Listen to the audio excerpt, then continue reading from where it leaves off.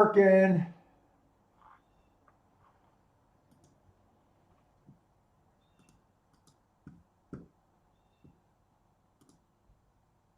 Okay. Shit.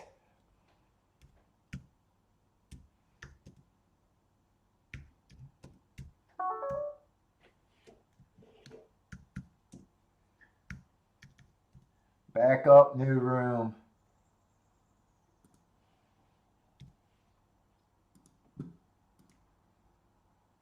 Eh.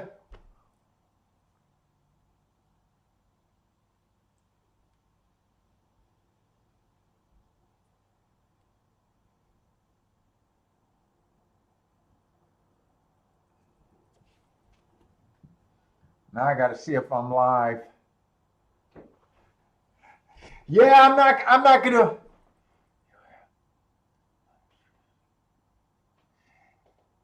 Yeah, they keep. I killed two of them. I'll try to take those down real quick. Sorry about that. I just tried to bring Parsons in, and it's causing me to crash somehow.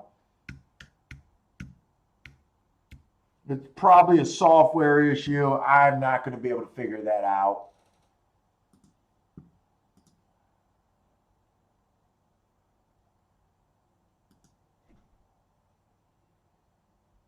Not bringing you in. Yeah, I think we crashed on this one. I'm not even going to be able to erase them because I'm not going to be sure which one is the right one. Oh well, I'm not going to try that again. I guess that experiment's done.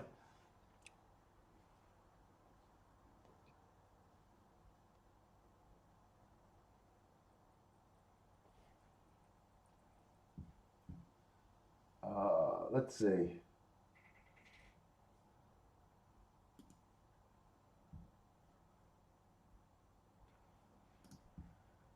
Let's see if I can figure out how to do that real quick.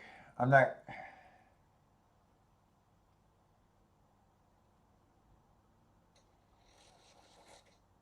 Is there a way to tell which one is good?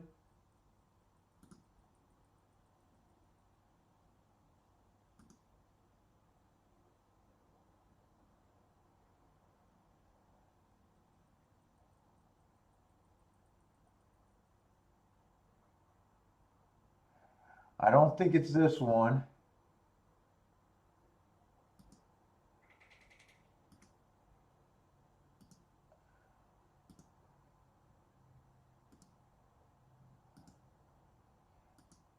They're not going to allow me to delete them. I can't delete them right now. Oh well. Okay, I'm going to know not to do that again.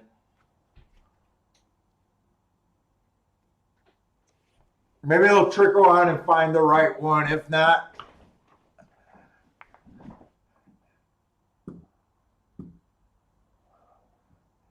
anyways, what I was saying, I think the 8 would have been. I would have liked him because of the early presser, but he was a closer that day. Uh, right now, I kind of think you got to have some sustained speed at Woodbine,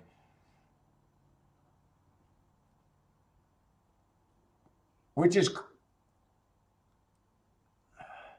this next race at Woodbine. I thought I was interested. I wanted to take a shot and see if this 7 was going to be 3-1 or something like that. I doubt it if I'm going to get 3-1.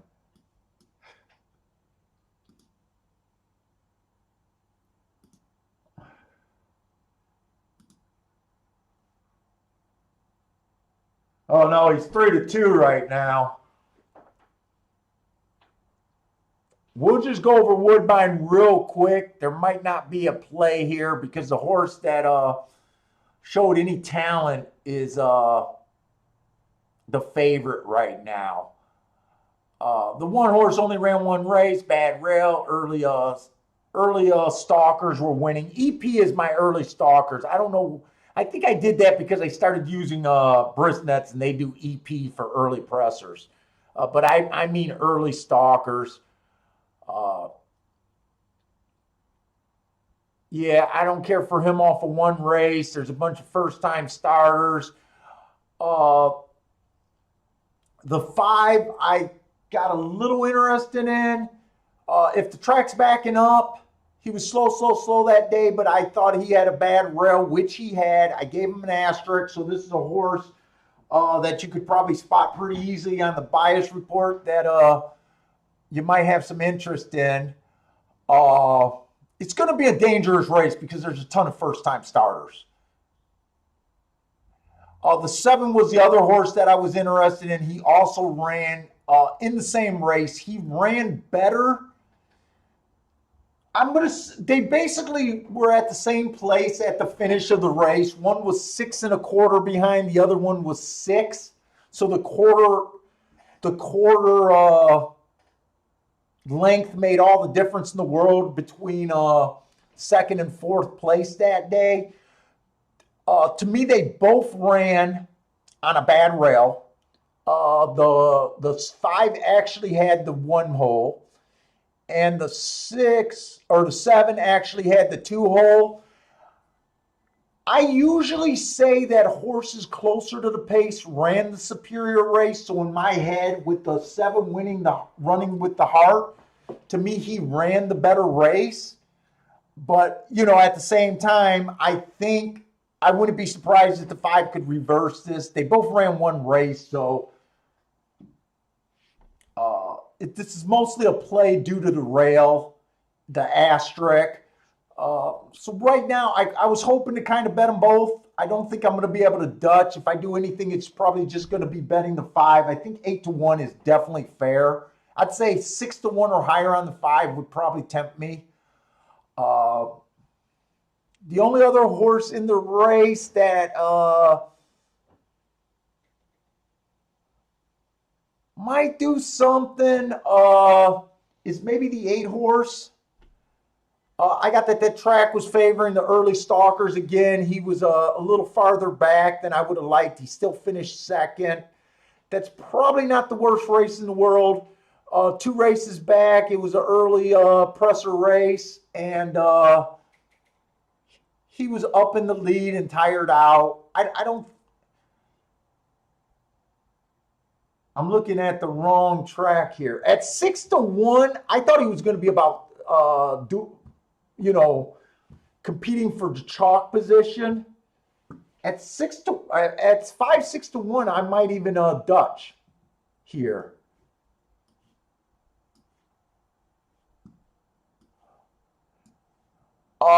With this being Woodbine and me dipping my toes back in, and with so many first-time starters in the race, I would proceed with caution here. This would be, I don't want to waste any more than $40 for me in a bet like this.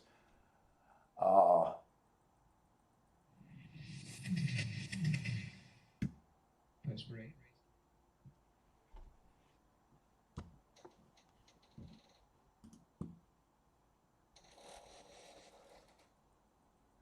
Marco Lou likes the 7 or no one.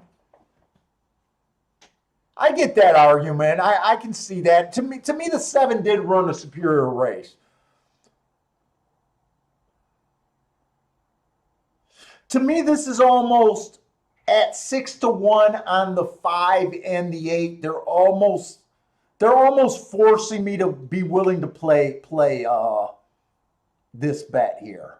But I can also get sitting out this race.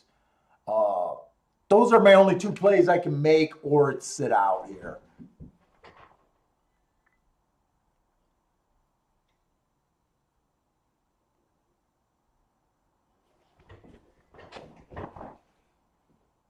And that's what I like hearing, Marco Lou. Too short of a price, can't play him, even though you like him. You know me, I don't mind guys that sit out.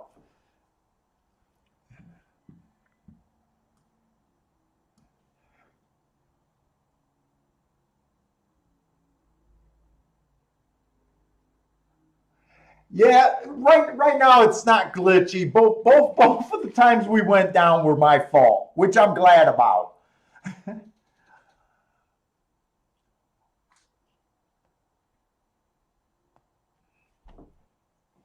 And let me start at Gulfstream because Gulfstream's probably a safer race.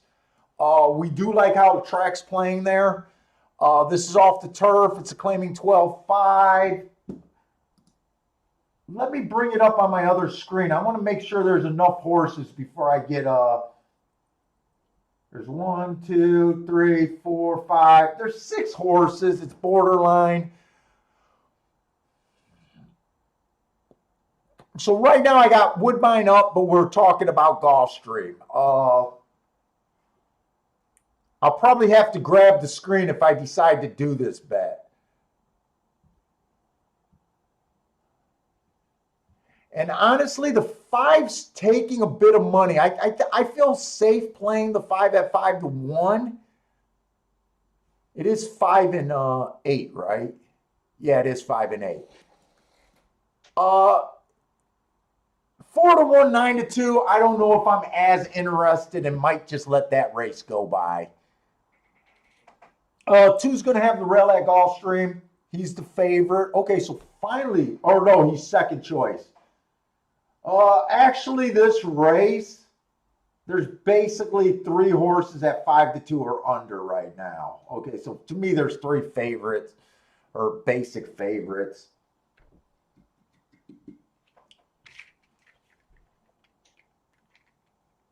We think 2's going to get hurt because of the rail, but with 2's running style, he might be able to get off. But at 5-2, I'm not going to count on him getting the ride that I want. So if he gets off in rail and beats me, I'm okay with it. Because right now, I think if he stays on the rail, he's probably dead money.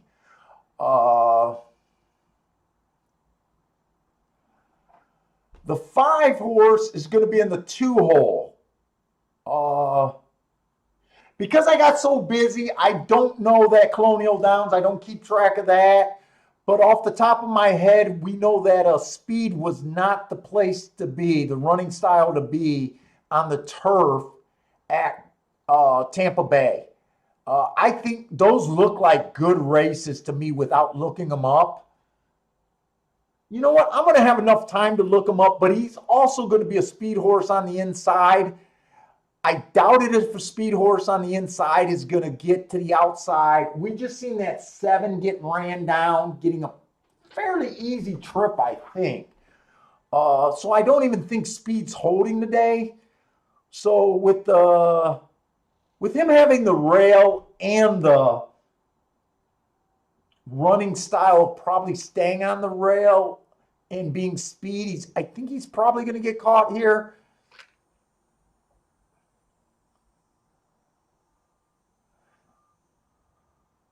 The 8 tried 20,000 last time. That was probably too big of a step up. 3 races ago, he ran one at 12.5. He was the slowest winner of the day. The next race, 2 races back, he was average. This horse has been doing most of his better racing on the turf.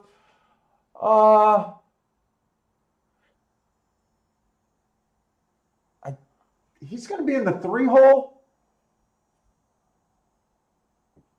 1, 2, 3. He's going to be in the 3 hole. I think his best chance is if the track is backing up. Oh, okay. So at 4-1, I'm not interested in the 5 at Woodbine. I was kind of hoping to get a 5-1 or better. 4-1 is. I'm not going to pull the trigger. Either way. The contenders I thought outside of a first-time starter is the 7, 4, and 5, or 7, 5, and 8. I was looking at the odds instead of the numbers. 7, 5, and 8 were the horses I'm interested in here, but 5 at 3-1 is a no-go. 8 at 4-1 is kind of a no-go, and we're just watching this race. And they're on the dirt at Gulfstream, but I still think we're going to have plenty of time. As long as they load quickly here.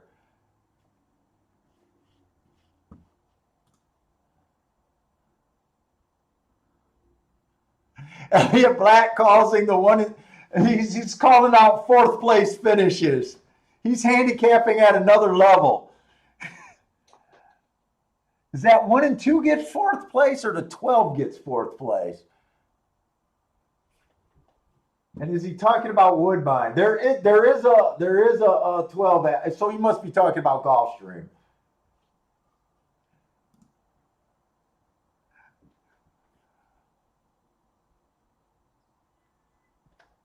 Marco Lewis taking a 5.812 to a 2.5 double. Good luck there. Definitely on the outside of the track there.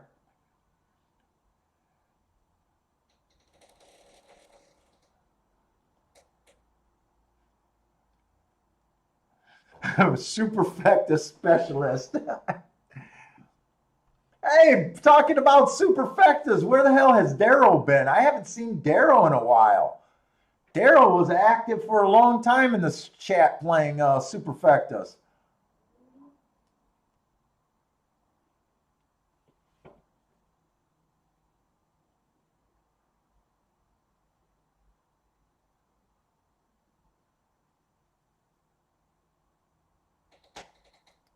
Seven looks like he's working to me. He might, oh. I think 3 is going to be a first-time starter. This 5 looks like he got a run, but I think he's just going to be second best. Oh, maybe not. The 6 got to move too. Look at the move on this 6. So they seem to be coming off the pace, 24-1. I got a feeling the top 2 finishers were both first-time starters. That's why you really got to be hard on your prices, especially when there's a lot of horses that you can't form an opinion on. 6 was definitely a first-time starter. 3 was a first-time starter. That was a good sit-out. I'm glad they bet them to where they did, where I didn't dip my toe in. Woodbine is at least showing fireworks today.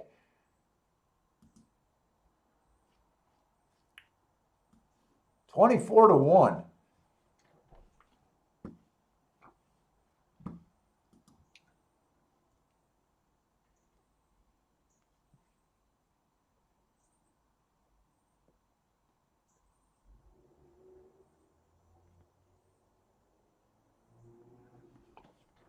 Yeah, that's why you don't. That's why I agree with Marco Lou, man. Even though you said it was 7 or nothing, you knew the price was not worth the risk in a field like that. And to me, that's smart handicapping, man. You gotta maneuver in and out of these races.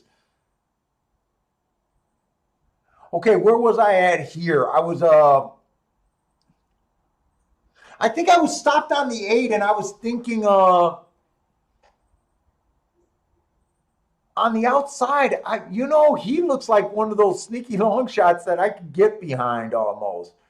I might be seeing things and getting itchy and wanting to pull the trigger. This 9 horse, wow, he's 5-2. I'm shocked he's not lower. He's speed. He's also able to rate. He's been running mostly on the turf. He earned basically my best marks last race by going too fast to win. 2 races ago, he was the fastest winner of the day. This horse is in form. He looks good. We haven't seen a horse go wire to wire, but this horse can also rate. He's getting the outside. 5-2 is not the most attractive. Jesus Christ, it's 12. Wait a minute. 12 is 18-1. Okay, I knew an outside horse was a favorite, and I was thinking it was a 12. The 12 I don't like at all.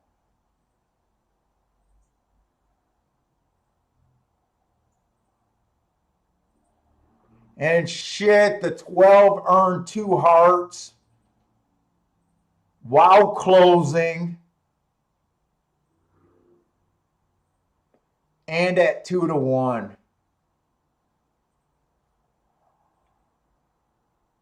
They're definitely not forcing me to bet this race.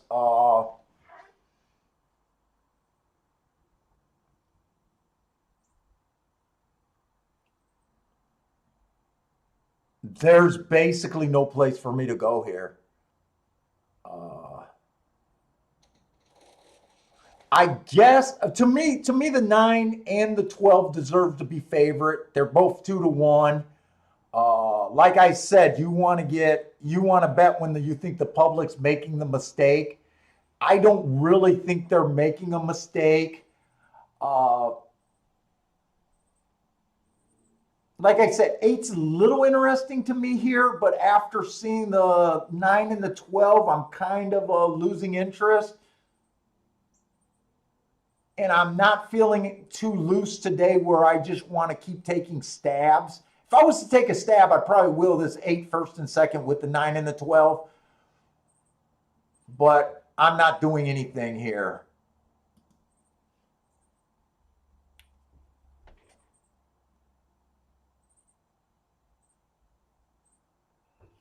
Nine gets the lead and he goes to the inside, and I thought that could be a danger. We'll see if a horse can finally wire in the last 2 days. And I'm sorry, I keep saying the 12 deserves to be the co-choice. It's not the 12, it was the 14.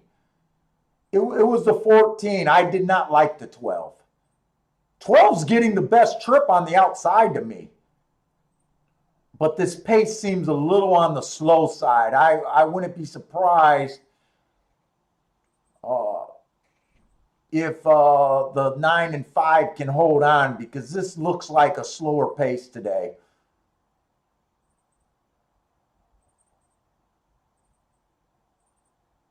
(24-2) is walking. They sped it up a little bit. They went 23 around the turn. There's no one going wire to wire.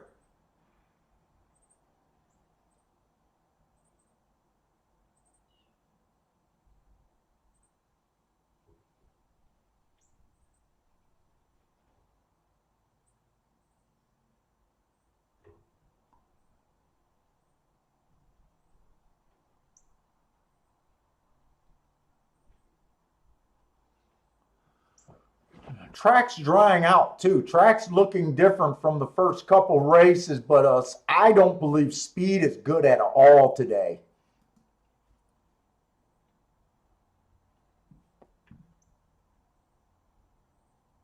Who was it 2?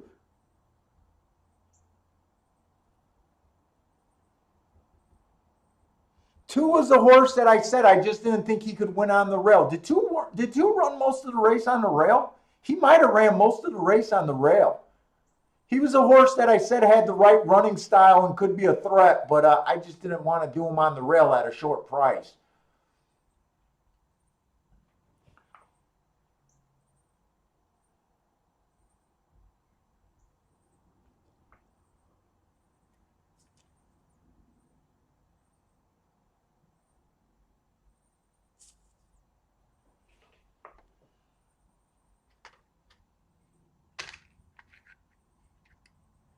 Yeah, I think the no speed helped him. I was against him because of the rail and the short price.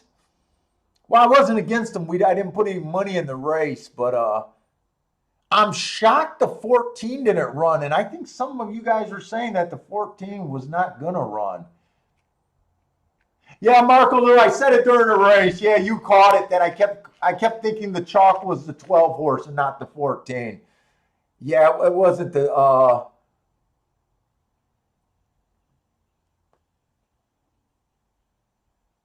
5 was the Tampa Bay horse. 5 was the horse that I said I was going to go look up, that he's been running. I think he ran a good race. He's been running against that Tampa Bay on the turf where speed was not good. I honestly think he ran a good race today.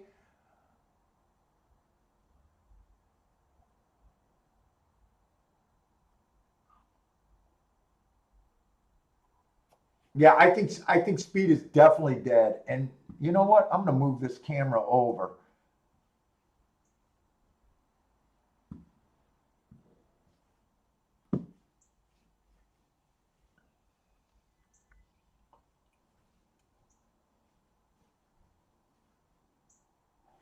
Where's my sensor? Way over there.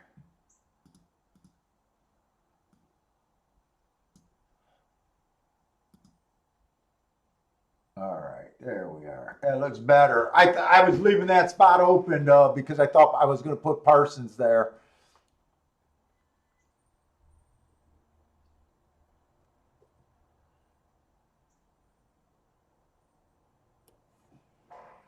So on all the bias tracks, the bias that I always believe is the easiest to take advantage of is obviously a rail, when the rail is good.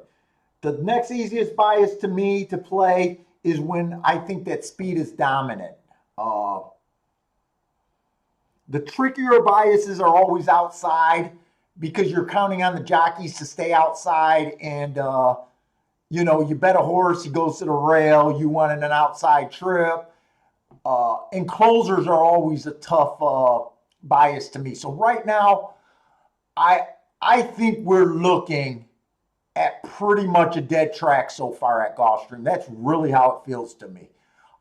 And looking at Woodbine, now Woodbine, we only seen 2 races, but they both came off the back end. And that 6 came from nowhere.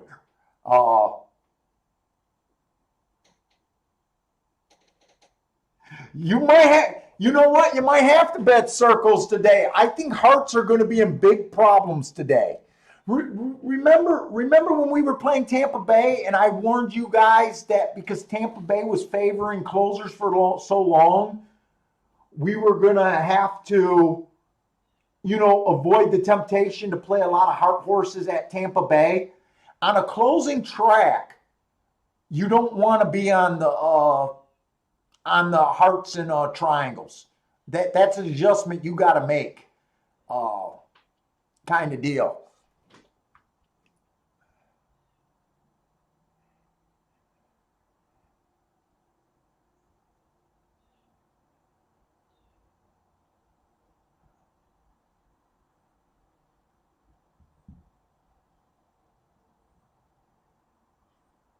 This 2-horse had some other things going on with him. I kind of overlooked because he had the rail. First of all, I don't want to dig too much on a 3-to-1 horse, but he was dropping in class. He was dropping in class. He had the right running style. It was kind of more of a rail thing, but we weren't betting that race, I don't think.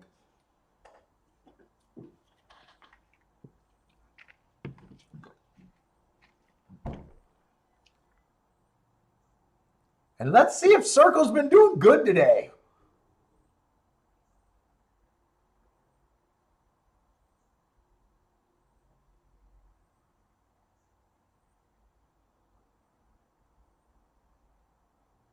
Why am I drawing a blank who won all these races today?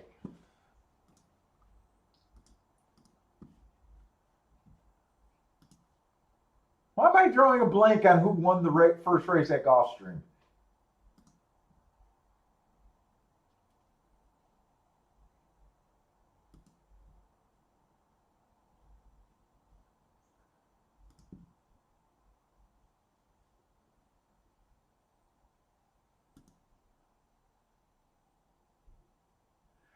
The 9-horse won the first race at Gulfstream.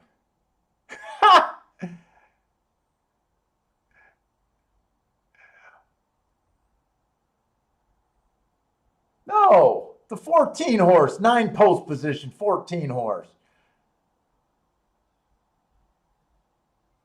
Okay, the 14-horse won. Okay. The second race was won by, dude, I don't even remember who won the races today.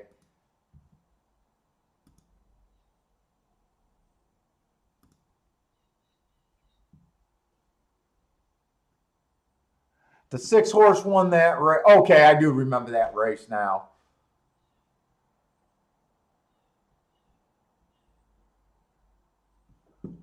Dude, I'm drawing a blank on who won every race today. The 11 won that, 70 cents on the dollar.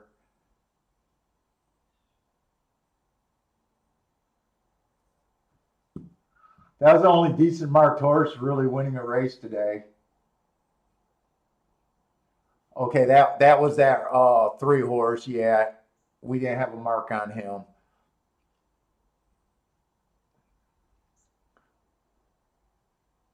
And this race, the 2 horse won.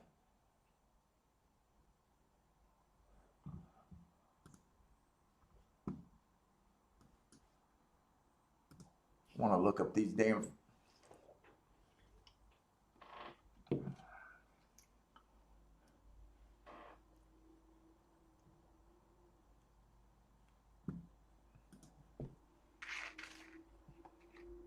Yeah, I was looking at post position. I'm so used to looking at post positions instead of the program numbers.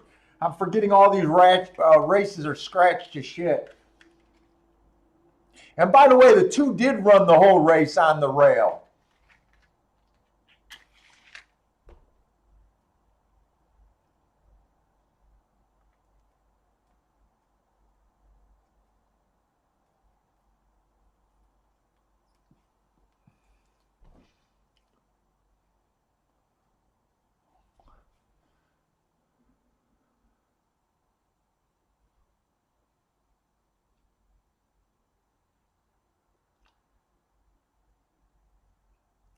In fact, that race was actually post position wise, that race was 1-2.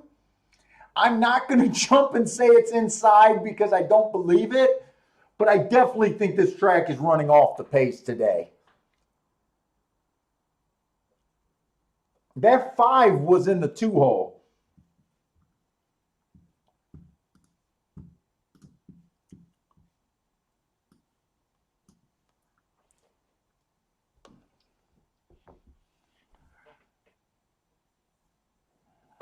Ryan, I kind of been on the outside of the track today. I am thinking outside still. But I'm definitely thinking stalker closers. I don't think my biggest opinion right now is speed is dead. I think the 9 got a pace that he should. If someone was going to wire today, I think the 9 got that pace. Uh,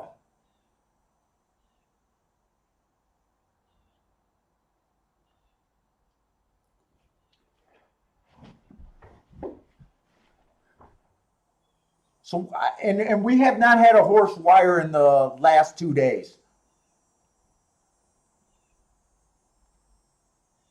And yesterday, when I was doing the chart, I want to say post 4 dominated. Post 4 won most of the races yesterday, but yesterday was a chalky day, kind of like today so far. I think the middle of the track, that 3 wide kind of move, stalking on the outside, 3-4 wide, stalking on the outside was dominant.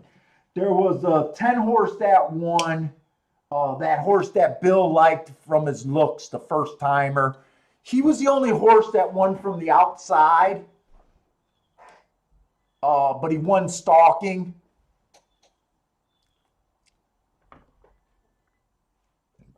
This is a day where I'm not regretting taking it easy. I knew today was going to be a tricky day.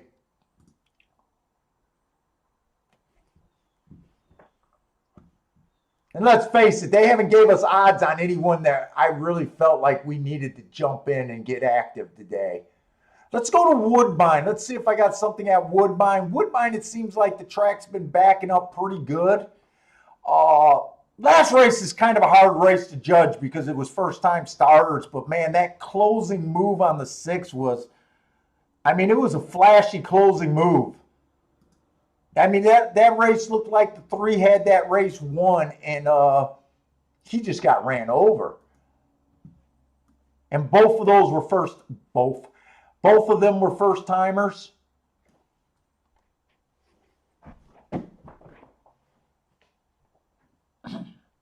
So we got the 6.5. So this is actually really the first race that we're handicapping at Woodbine today. The second race we missed.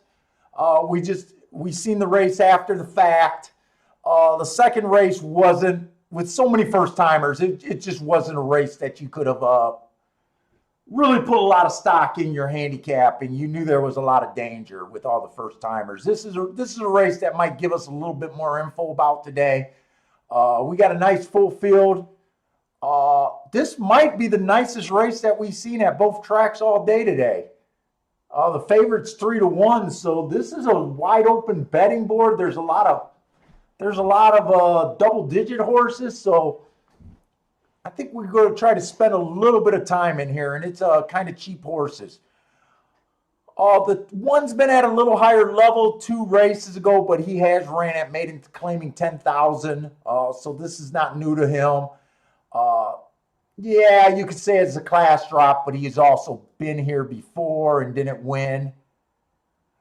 Last race, rail was bad. He was in the 4-hole. It said he was on the rail to the top of the stretch, so maybe I could have gave him an asterisk, but I chose not to.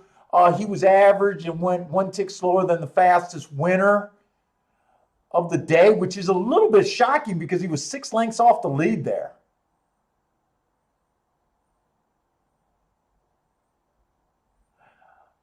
That was the fastest, man, they must have been, let me look up something. Wow, that's kind of shocking right there. 6 lengths off the lead, and you match strides with the fastest winner of the day.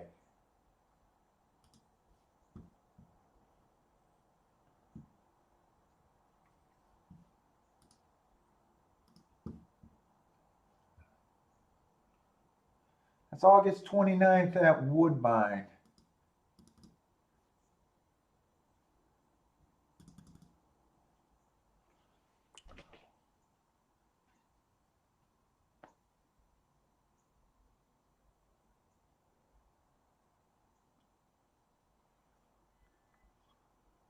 Yeah. He sure did. So what happened on that day is they had four sprint races that day.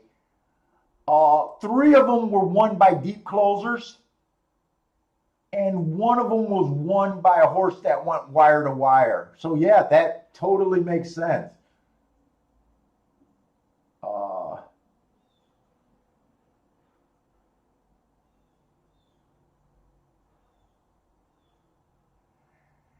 And he's coming out of the 8th race.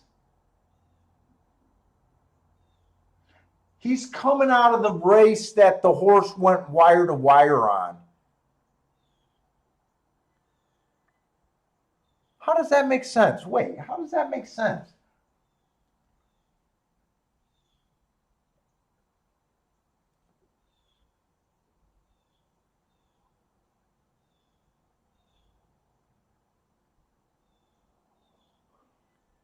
Oh no, I misread it.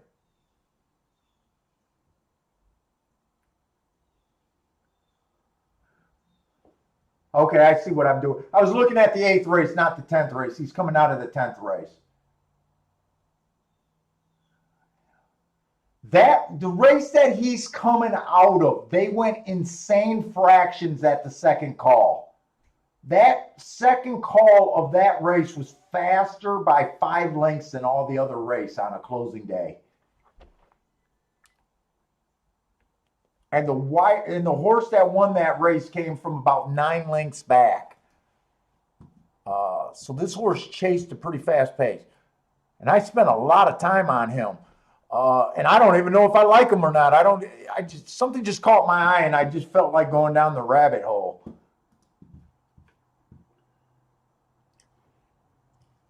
2 races back, stalking closing day. He was average, just missed, got the lead at the top of the stretch. I don't mind that race. 3 races ago, he ran against the bias. He's 17-1. Let's see what else is here. The 2 horse was an early pace day. He was average, couldn't win. That race doesn't look too bad. 2 races ago, he went. Boy, this horse is a little tricky to figure out because I can't tell if he's a front speed horse, a closer, or a stalker. I don't think he knows what the hell he is. He's been going down the class ladder. He tried a maiden special weight for $100,000, then a maiden claiming 40, then a maiden claiming 25. Now he's trying a maiden claiming 10. So he's definitely on the class drop. He's the favorite right now at 4-1. This is going to be a good race, whether you're close or not. They got 2 horses bet to 4-1, and this is a wide open race. The 3, I can't judge his last 2 races. 3 races ago, inside of the track was bad. He was on the inside. He went average, second, slow. Right now, I could go a lot of races, a lot of different ways here. He's making a little class drop here. 4 probably doesn't look that appealing to me. He's not getting in position at the top of the stretch. The 5 horse, average, slow, average, bad rail, average, match strides. This horse is struggling to get in position at the top of the stretch.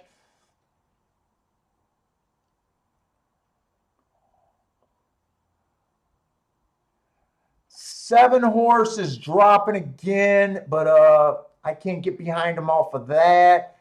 8 horse, he earned a triangle 2 back, but that race was terrible speed figure. He improved next race and still can't manage to get in position. 9's dropping a little bit. Dude, I want to be involved in this race, and I don't know if I got enough time to form an opinion.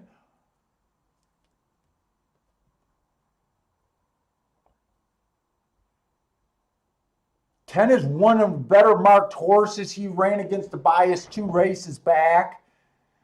He's been going fast at the first call.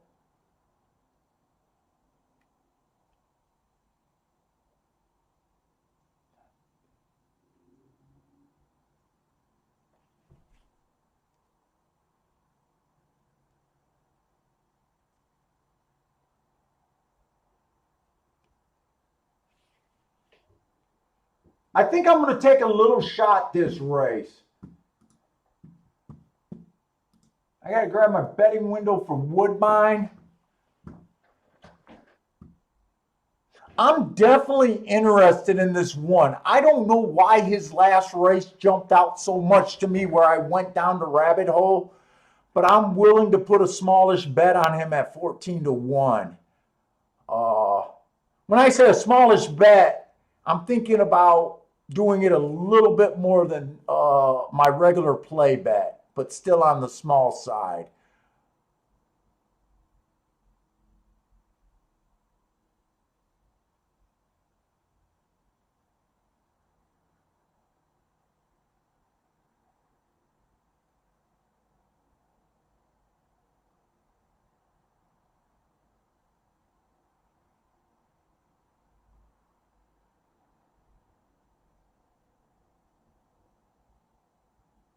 Man, a 6 is a little intriguing to me too.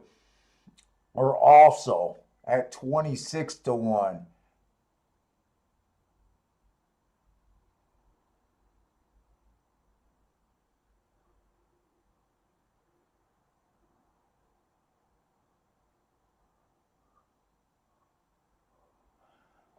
I'm going to play this race a little bit. I'm going to Dutch the 1 and the 6. I got to get this in quick too. Come on. Playing the 1 and the 6 to win. You know what? I'm going to put them to place too.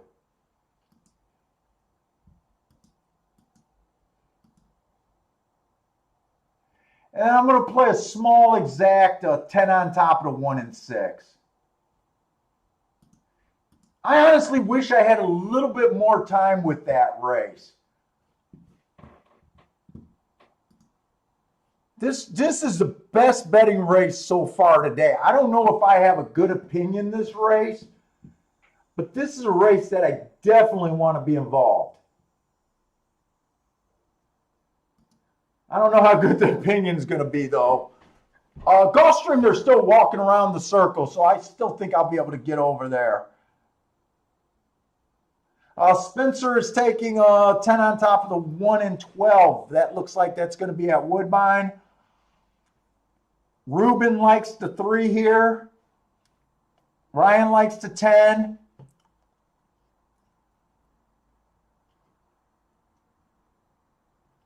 Yeah, one like I honestly don't know what caught my eye on this one. And I looked up a little bit extra and I'm like, I don't know what it is. I don't know if I had, well, if he loses badly, it's going to be nothing.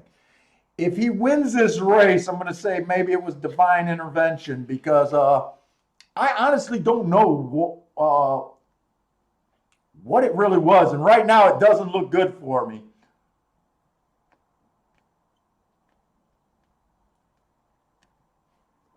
Wow, 8 was that horse that earned that triangle and that terrible speed figure.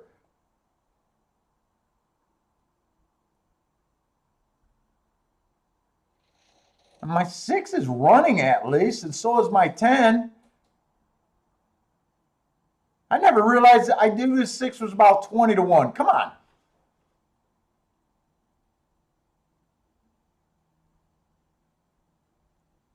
Come on. Is there any way I can get a 10-6 here?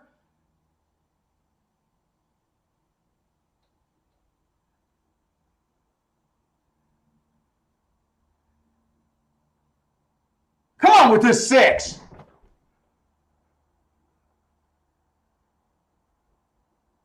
Come on, 6. Oh!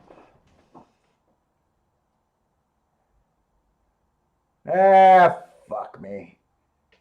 It's going to be 210. 6 gave me a thrill there.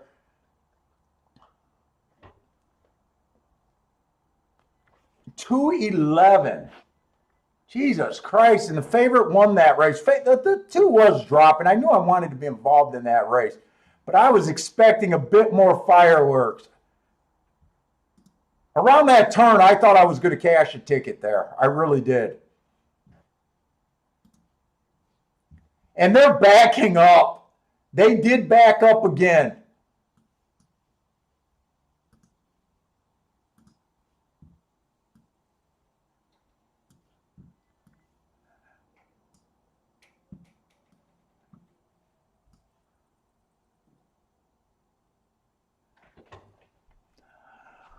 All right, we got another one of these miles at Gulfstream, maiden special weight. The one only ran one race. It was 5.5 furlongs, and it was on the turf. It was an early speed day. I didn't quite give him an asterisk for running against the bias, but I could have. I don't know. I don't like him at 5-2.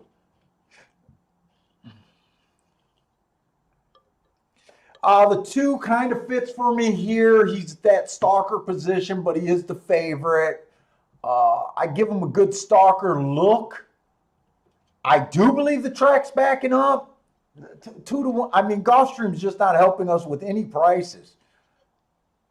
The 3 and the 4 makes this race dangerous just because I have no grasp on first-time starters.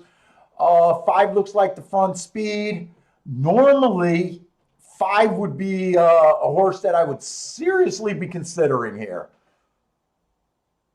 He did run on the good inside last race, but he went fast for the first call. He was in position at the top of the stretch. 2 races ago, he ran against the rail. I got bad rail. I gave him an asterisk. He improved his speed figure, but he didn't quite win, but he did improve according to the speed figure. I guess right now I just don't feel like that's the running style, even though, shit, the price is right.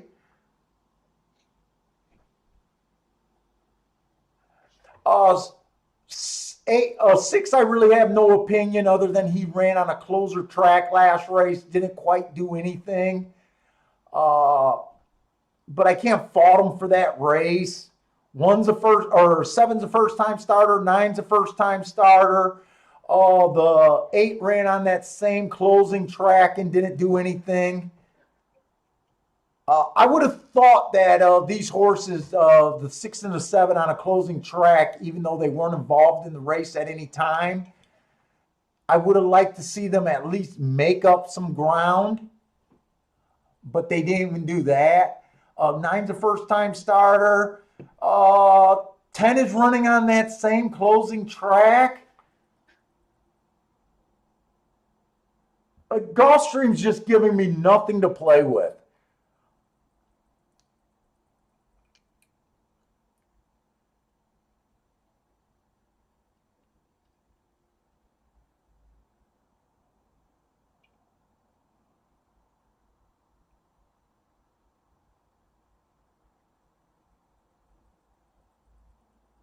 Yeah, Woodbine runs a super long meet. I think they run to December or November for sure.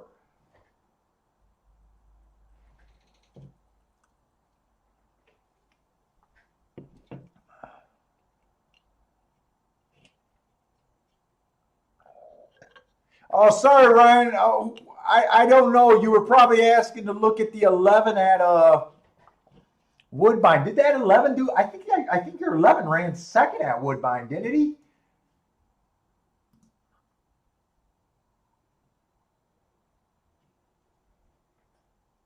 Yeah, your 11 ran second at Woodbine. Now I want to see what you've seen on the 11.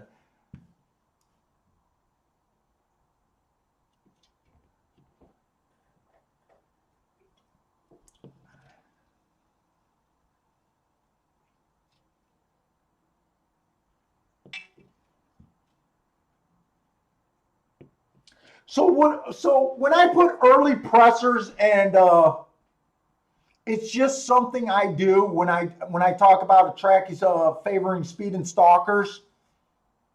I just want to point it out on a lot of these tracks. If a horse was a closer, they deserve to get an asterisk when they're running against a EP track because speed and stalkers were the winning running style. The reason I don't give them asterisks, they deserve it, is because most days, stalkers or closers are never what you want most days. After tracking all these races for so many years, I'm trying to decide if I want to bet this 5 horse here. He's the only horse that tempting, even though I'm going to let him go. Uh, but what I was going to say, after charting so many races for so many years, in America, most track favors speed and stalkers. Uh, there's days where tracks favor closers. For the most part, in America racing, it's hard to win from coming farther out than 5 lengths, from coming from 5 lengths out or farther. Uh,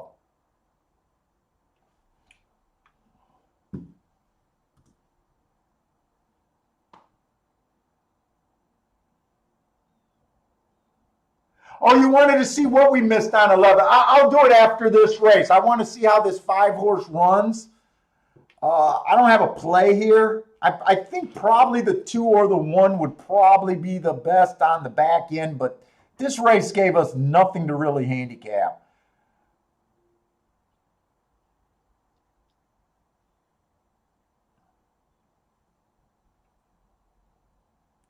5 didn't even go for the lead, so 5 might get the, well, 5 might not be able to keep up with anybody. 5 looks like he's struggling to be 6 here.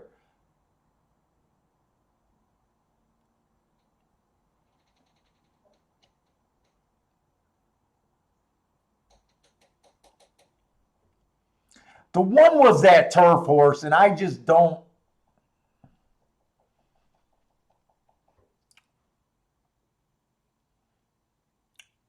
I just didn't know how a 5 furlong on the turf sprint would translate here, especially. I could see him going to the lead, but we don't think that the track is very holding speed. This horse is gone. And this track is getting drier and drier.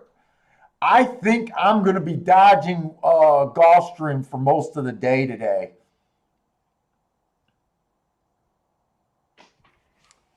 One was either that much best, tracks changing, or something. I don't know. I just know I don't want to be that involved right now.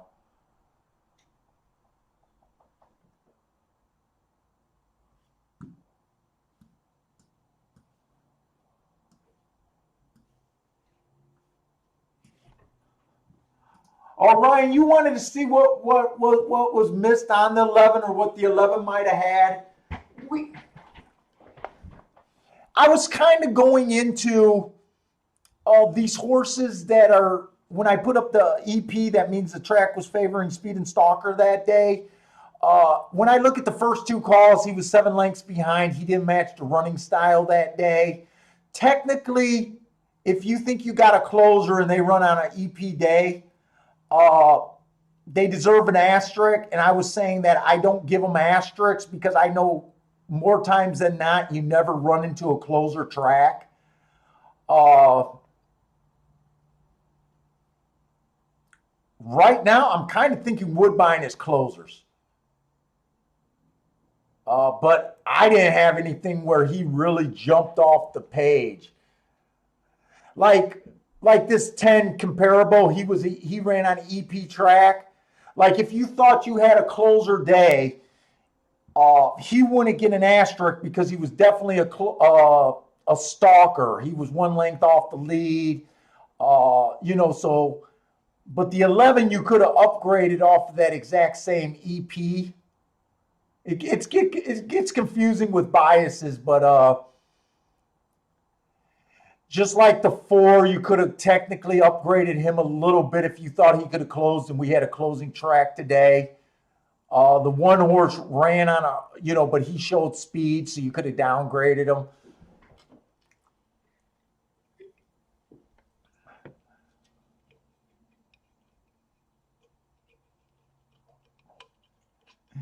Hey, Jamora, I don't feel like it the last 2 days, but I don't know if it's because Gulfstream's just not offering us anything. Right now, we're doing a lesson on how to sit out more races than not.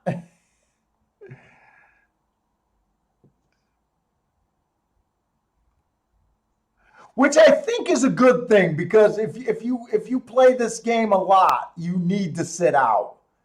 And I don't have any more handicapped at Woodbine.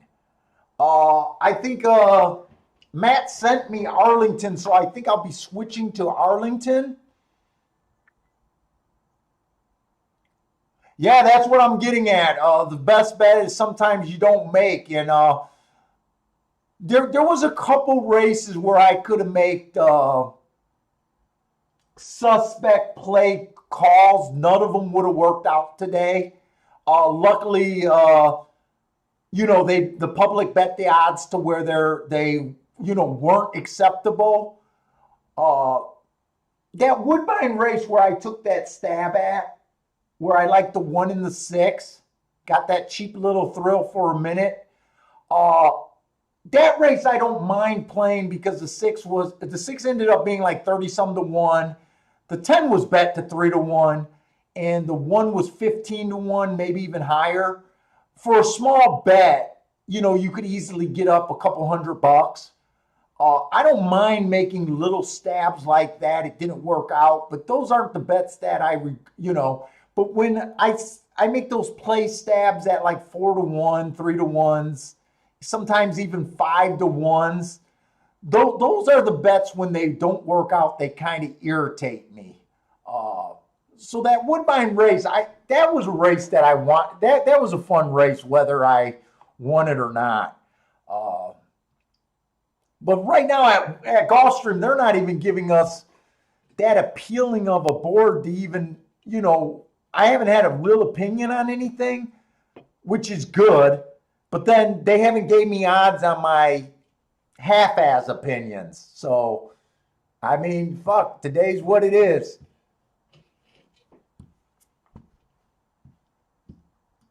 Maybe Arlington would shape up. I mean, we're not done at Gulfstream. what I noticed at Gulfstream right now, the track's drying out. I don't want to run around saying, hey, now it's going inside after starting the day thinking it's outside. I'd rather play cautious and just see how the rest of the day go. That 2-horse winning last race on the rail, I can totally see that. This 1-horse coming from a 5-furlong race, I can see him showing speed. I'm a little shocked that speed held up so good, but let's face it, they're made in special weight horses. They're improving. There was a lot of horses that never ran. I mean, really, what was in this race? So I don't know how to judge that race with him pretty much wiring and being on the rail. All I had was a tiny little half-ass opinion that on the 5, which he couldn't even keep up. And honestly, the 5 was the only horse that ran at a lower level. So he might not have just had the class to even be with these from the get-go. So right now, Gulfstream is just a tricky fucking track right now.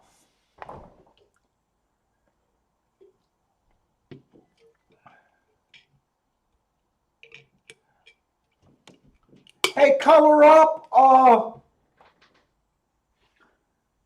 The best way to get racing forms. So DRF is kind of the standard. Daily racing form is the standard for racing forms. I honestly don't know how much they charge. I'm not a big pusher of any product because the running lines are supposed to be the same in all of them. The class is supposed to be the same in all of them. The connections is the same in all of them. The record's the same in all of them. So what I'm getting at is the difference of racing form is if you like someone's speed figures or someone pace numbers better than another publication. Right now, Twin Spires is the ADW I play with. Twin Spires lets you, I don't know if you can't, everyone can't bet. It might not be available depending on where you are in the country, but Twin Spires give you the racing form, their racing form for free as long as you make one bet. You got to make $1 or $2 bet a day per racing form that you download. So pretty much it's free. You could go to Brisnet. I go to Brisnet. I download the forms there and run it through a generator. I do it because I can set up the racing form how I want it with the adjusted times. Those are $1 a program, so basically free. I'm pretty sure you can go to Brisnet anywhere in the country and don't have a problem buying them.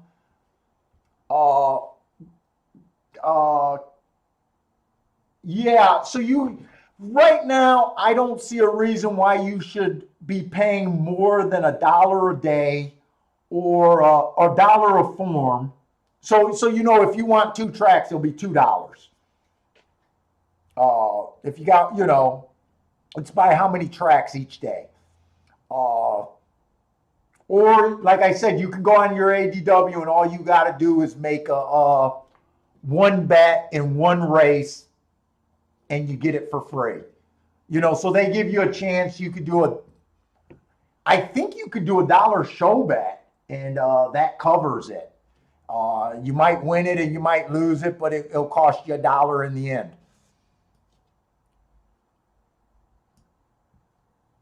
By the way, welcome to the game, man.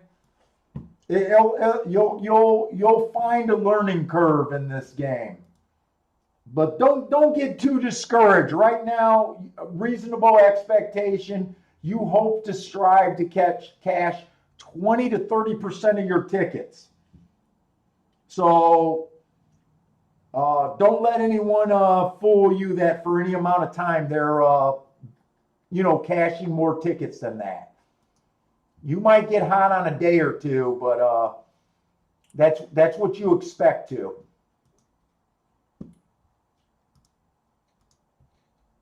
The nice thing about racing and all you need is one.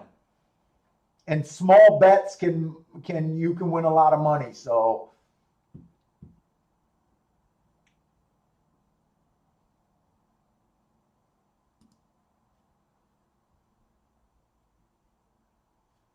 I don't think I ever downloaded the uh-oh.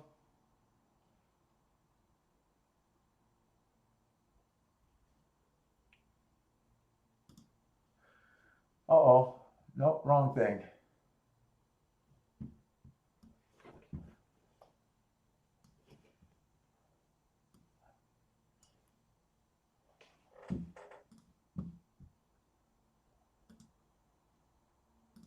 Arlington, we got 15 minutes to race one, and it's going to be on the Poly. Parsons marked up the form for us. We were hoping to get him on, but it didn't work out. This first race, they got a big favorite in the 5.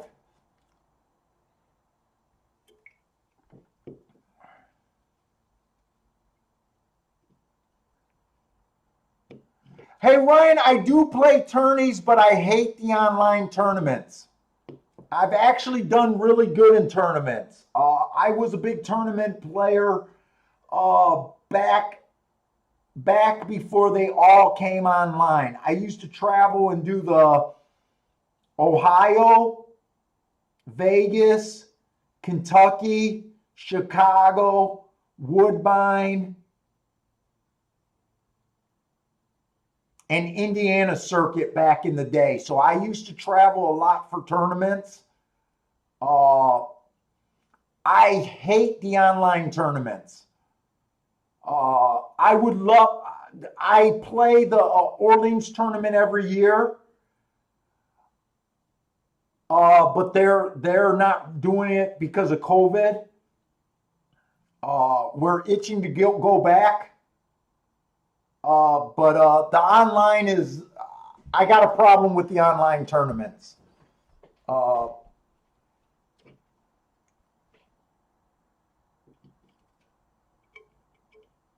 But if you got questions about tournaments, man, fucking feel free to ask questions. Feel free to ask questions, even playing strategy. I qualified in the Daily Racing Form tournament 3 times. I finished 18th in the championship. I think it was in 2006. So 2006, early 2000s is when I was heavy in the tournaments.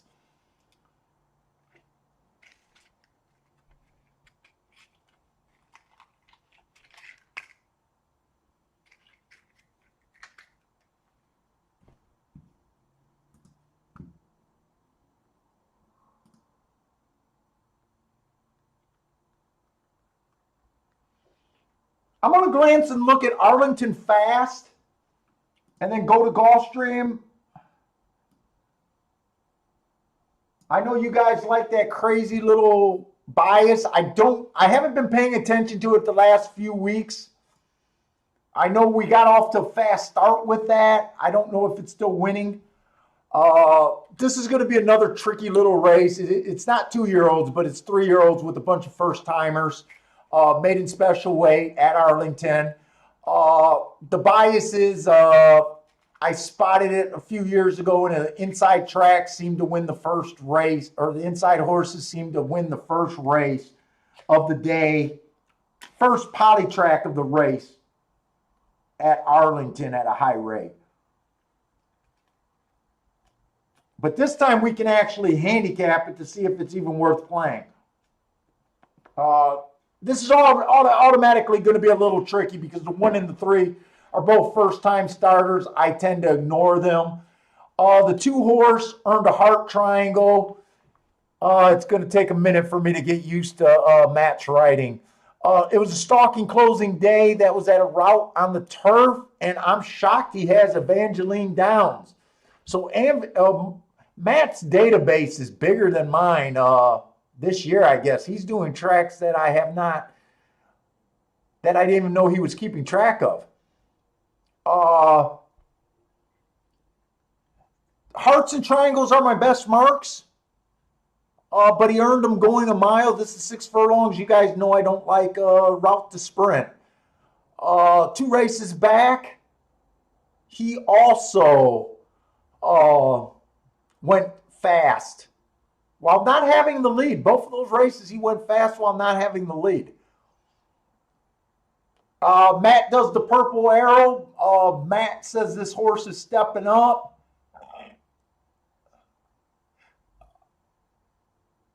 I guess Evangeline. I don't know about Evangeline, so Matt's better at class than I am. Parsons. The 4 horse inside the track was good last race. He didn't do anything while having a good inside. That was on the turf. Didn't show speed. That's almost unforgivable to me. 2 races back, the rail was bad. He kind of had the bad rail. He was on the slow side 3 races ago. I'm not seeing him. Why is this 5 horse being bad? 5 ran at Woodbine. Woodbine horses do tend to ship well. Average, slow. I think that's a pretty good race at Woodbine. 2 races back at Gulfstream, he earned a heart and a 1 tick slower than the fastest winner. I can see why he's the favorite. 2 to 5 is insane. But I agree. I think he deserves to be the favorite, but 2 to 5 is insane.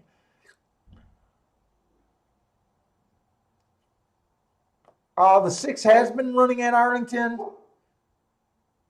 Slow, average, slow. I hear someone at the door.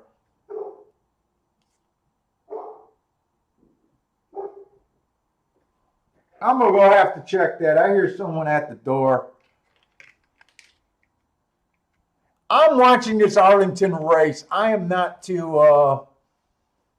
worked up at Arlington. If Parsons in there, if you had to pick 4 Parsons, or if you had a thought this race, I know you were working on Arlington. I don't know if you just marked it up or you tried to structure a bet. Put it in the chat. I'll be right back. I got to check this door.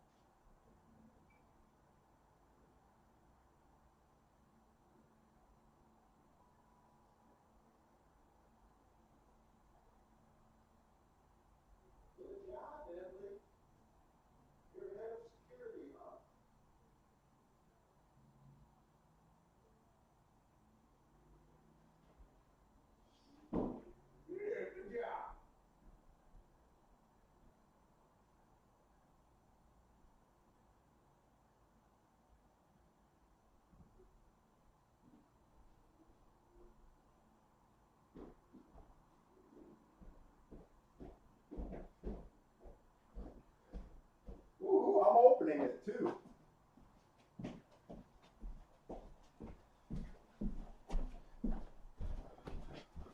Ooh, something in the mail finally comes from me. My wife gets a freaking package, I swear to God, every day. Something finally came for me.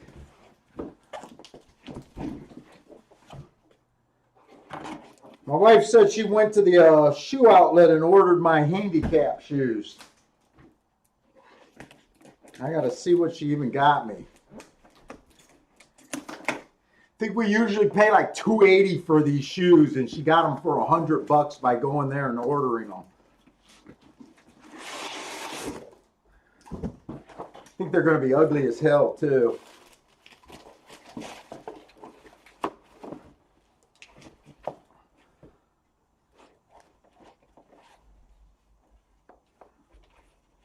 Yeah, those are handicaps. They don't look as bad as the last ones. Yeah, those are mine.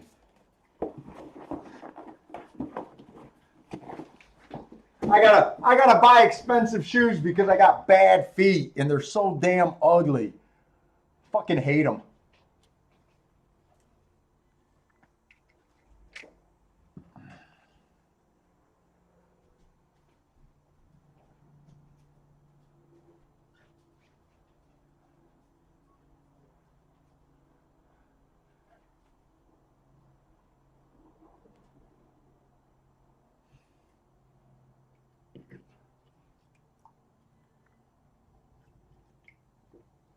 Parsons is a data machine.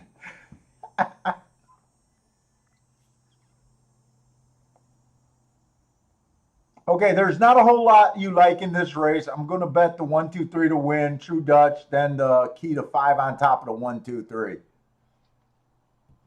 So you're hoping that inside. This, I don't think this is a great bet, but if that inside silly bias works out, this would be worth the $10 to me. To do a dollar box, 1, 2, 3. And honestly, I haven't did that bet yet. Instead of taking the 2 horses at the longest odds, I wouldn't have a problem just doing the 3 horses in a Dutch. Because for every 12, the 3 would be basically a break even, or you could leave him off if he stays at 5 to 1. I should be looking at the Gulfstream race.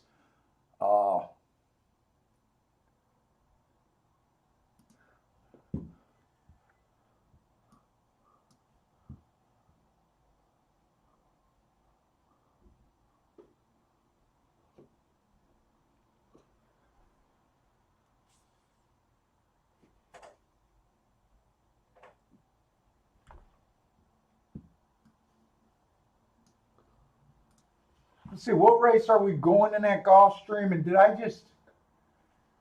actually close out my window?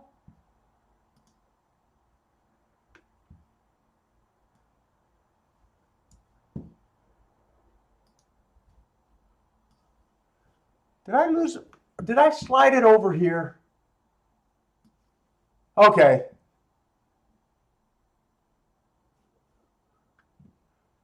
Ooh. Huh. Maybe that works. I don't know. What are we going in the 7th race at Gulfstream? The one is scratched, claiming 16,000, 5 furlongs on the dirt. So we're getting shorter. So if another horse wires, this might be a good race. We got a problem here. The 2 ran on a stalking closing day. I would love to bet this horse at 8 to 1. I'm not sure how the track's playing. He went too fast to win last race on a stalking day. He was a stalker, and he still went too fast to win. That is looking at his turf form. I wish they didn't kill the turf races today.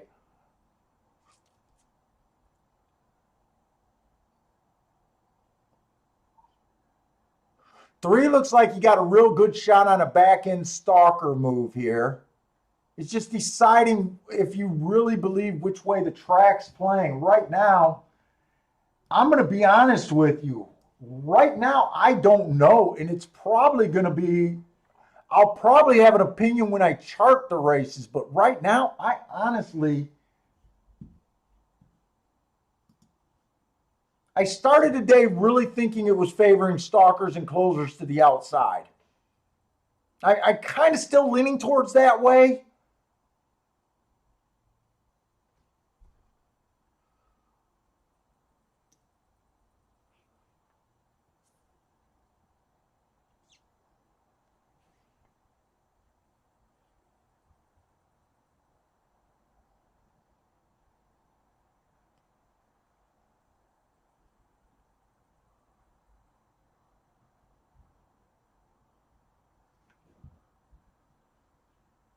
I'm looking at Gulfstream. They're betting this 5. Who's the 5 here?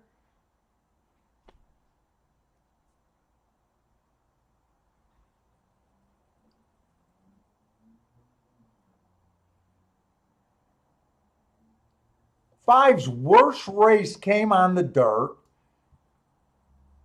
and the inside was good. That was his worst race, but he does have That's almost unforgivable, but he does have a bumped, steadied early.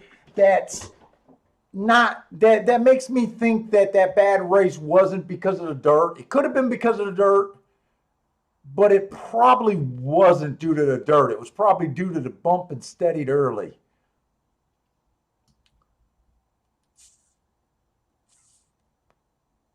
Five's been closing and stalking on the dirt, on the turf,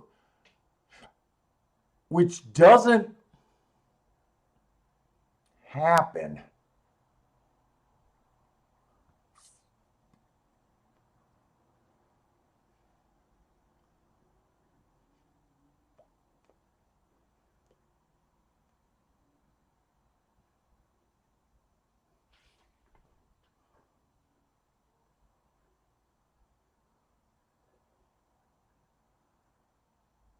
I'm kind of stuck here.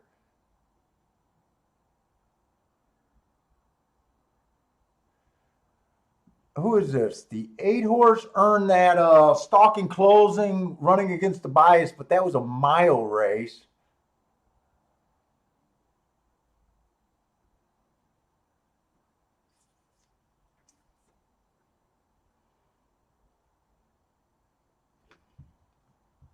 I'm going to bring this form over here while I think about this race. I'm trying not to give up on that race at Gulfstream. I want some action. Just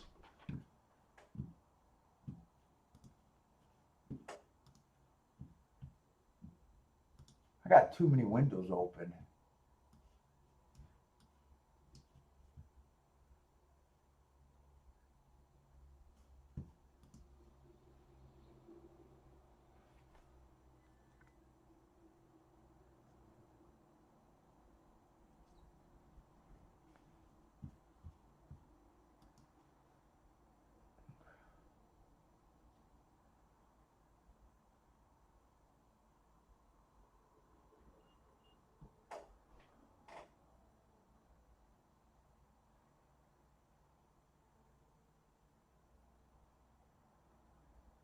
Man, at Gulfstream, man, I really want to play the 4 in the. Oh, I want to watch this race.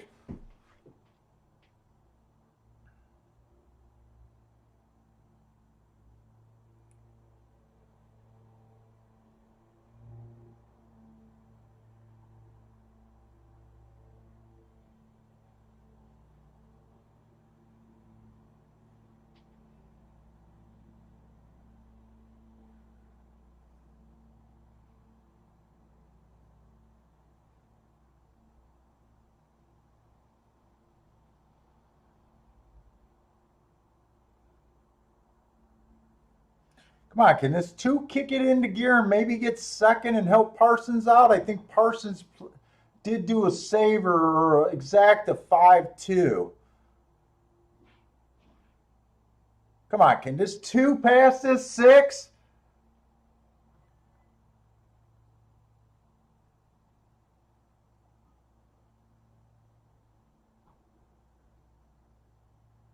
Oh, no, I think the 6 held on. Yeah, he deserved to be favorite, which we thought. That's not a good start. We only Woodbine offered any kind of fireworks today. That was favorite, second choice. Oh shit! And I was trying to do something at well,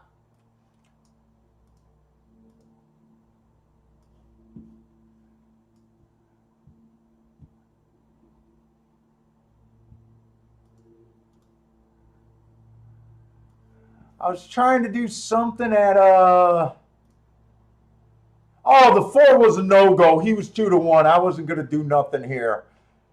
23 is not a fast call, so if they pass him with these types of horses,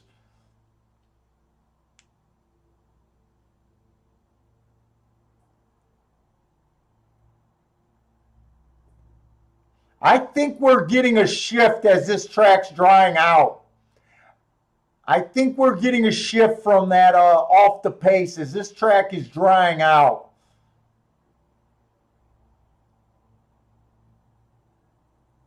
I was trying to do something with the 4. I never realized I was considering the 4 and the 2 there, but I never realized that. I knew the 5 was 8-5, so I thought there was odds on the 4 horse, but there wasn't any. So I probably would have messed this up anyways. I probably don't want it anyways.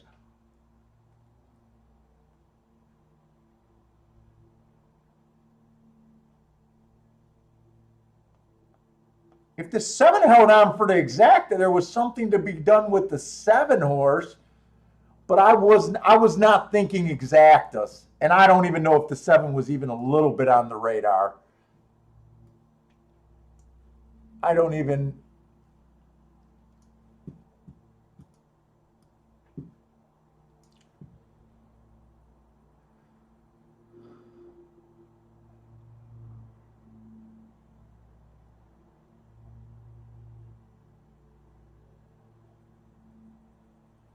Yeah,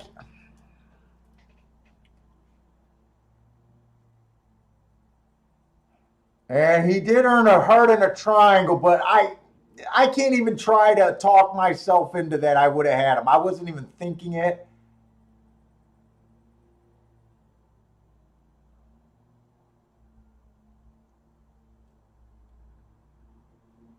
So 4 ran on a stalking closing day. He was pretty much speed that day. He was technically 1 length off the lead, but he earned 2 hearts and a triangle. Uh, I just thought it was longer odds, and I wouldn't have played him. I probably would have ended up still having to sit that. I would have either sat out that race or probably took a shot in the exacta if I had time, and I probably would have missed the exacta.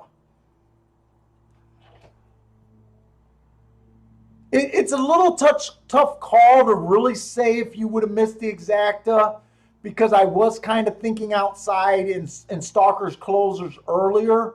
I see that Hardin triangle, but then again, he's a route to sprint. You know, I hate that angle for the win. Could I have put him in first? I honestly can't. You honestly can't even answer the question. I would like to think that I could have, but you honestly can't even fucking answer it.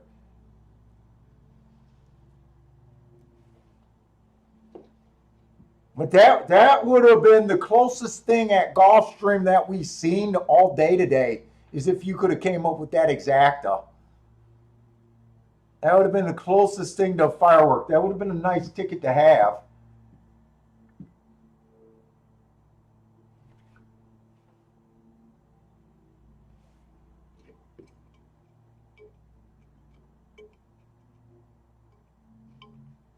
Hey, Grows It Well, are you saying Pope to someone or are you saying Papa, what's my email?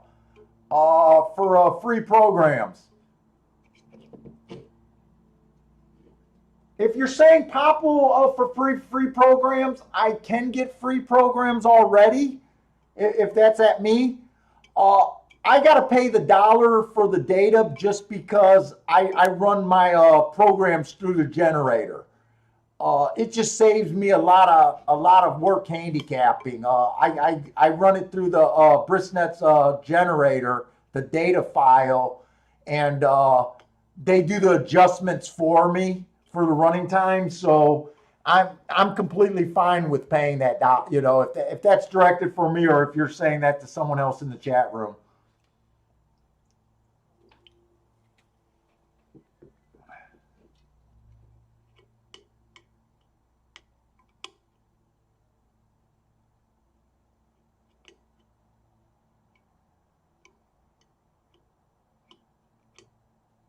Yeah, that 4-7. Did anyone hit that 4-7? Oh, Spencer Sandusky had the 4-7. Nice hit on that one. Dude, I was trying to convince myself, but nice picking up that 7. He made all the difference from that race being a non-event to hopefully that made your day on that one.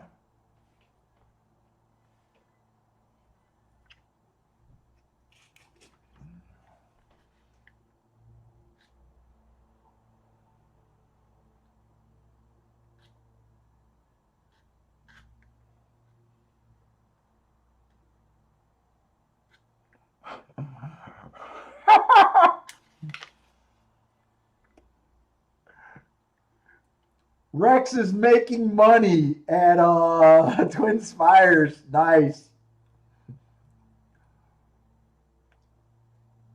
He has no money in the account, but he's still getting the programs for free.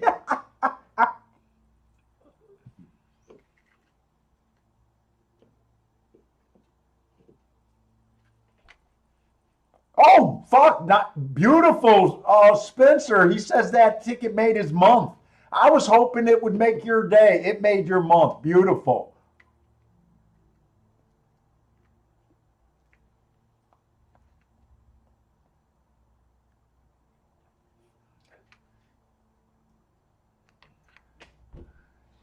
Now,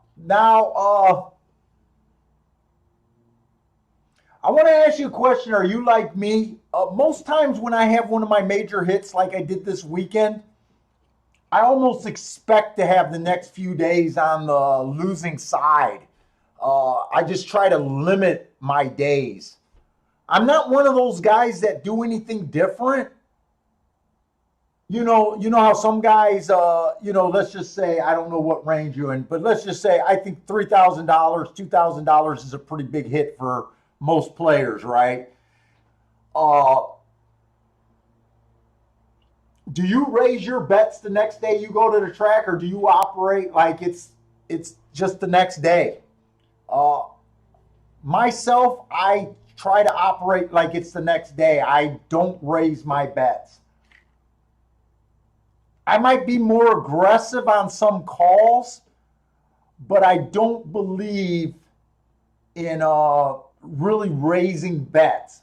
Unless you had a small bet, unless your bankroll was forcing you to bet lower than you normally do, and you're just going back to what you were used to.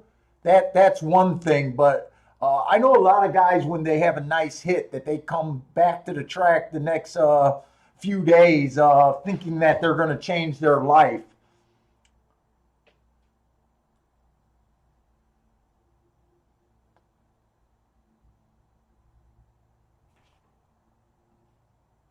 Parsons, I didn't handicap any farther in Woodbine. I honestly don't have any more from Woodbine.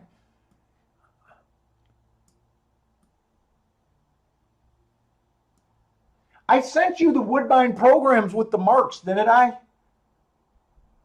You got exactly what I handicapped.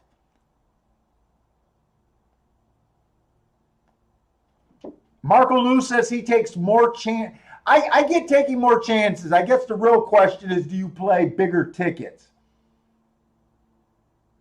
I honestly don't believe in playing bigger tickets, but I do believe in you might do more. Are you saying no? I didn't send you the form.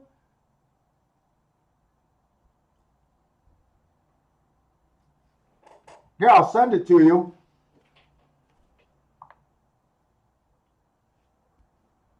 Ah, shit! I got to do it from.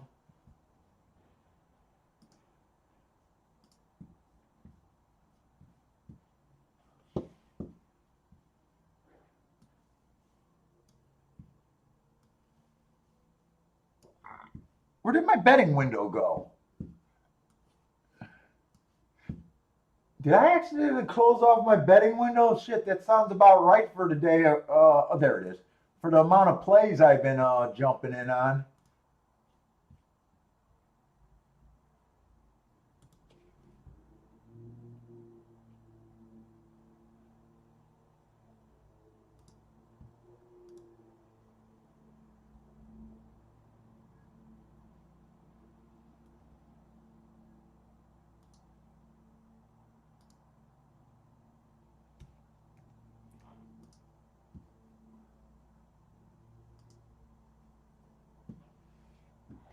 There you go.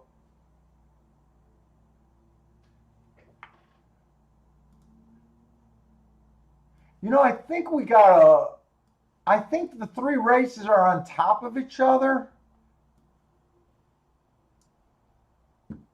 I was going to reopen up that Woodbine form to see if I wanted to try to. Woodbine has been the best paying track today, I think.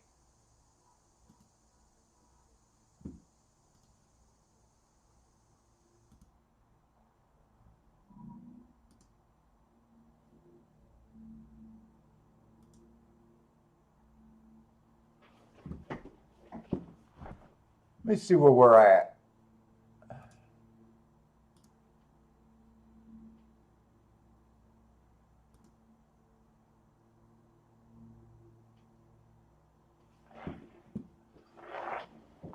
I can't see 6 race.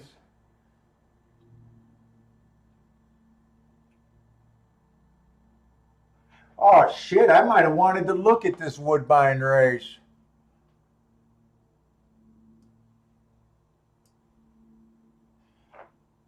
You know what? I got time. I'm just going to open up my file. I'm going to handicap. I'm going to see if I'm that interested in Woodbine just by handicapping on my tablet.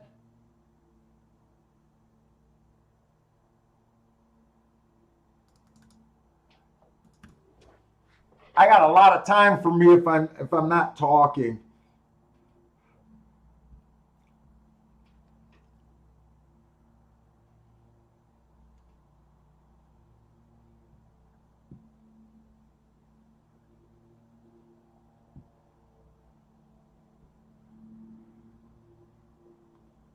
And man, I don't think since we started doing Woodbine, I don't think I've hit very many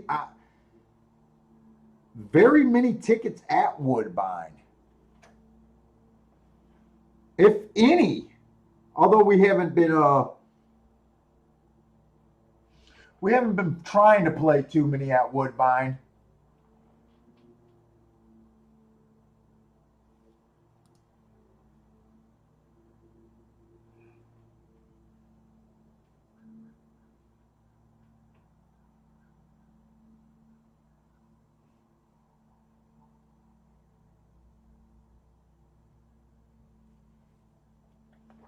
The one horse earned 3 hearts while running against a stalker closer bias. You know what? I didn't do any. Let me open this up too. This is going to be on the Poly, and it's $7,000 claimers. I'm mostly interested in this race. It's a good betting board, and it's a free. Cheap horses. They only ran 66. They've only ran 66 route races there. Post 7 on out is only won 10 of the 66 races, so they only won 15% of the races. That's low. Post 1 through 6 is dominant. The running styles are pretty even. They're wiring 26% of the races and they're closing 27. So there's almost no advantage of going to the lead or being a closer. Stalkers are the biggest number. They're usually the biggest numbers, and they're winning about 50 or 47% of the races.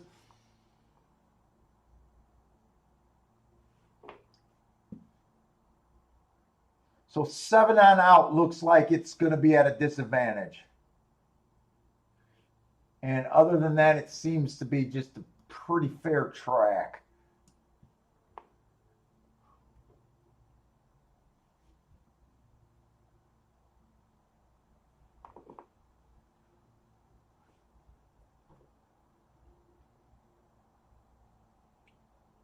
And the 2's last race was on the fat. Dude, there might be a lot of speed in this race.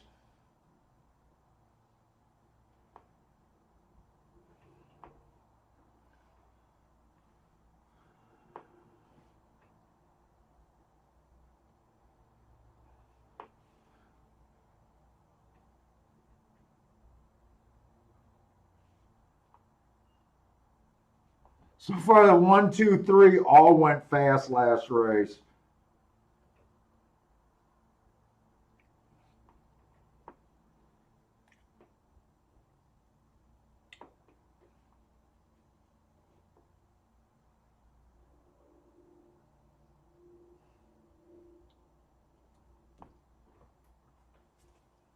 The 4 horse at Woodbine stepped up a ridiculous amount. He stepped up. He was competitive at barely competitive at 7,500, and he decided to go up to 40,000. That must be trainer of the year or trainer of the year right there. I'm uncompetitive at 75. Let me try 40 or 7,500. Let me try 40,000.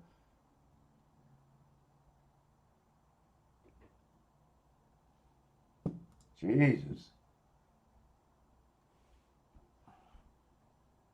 I guess he was really hoping to get lucky.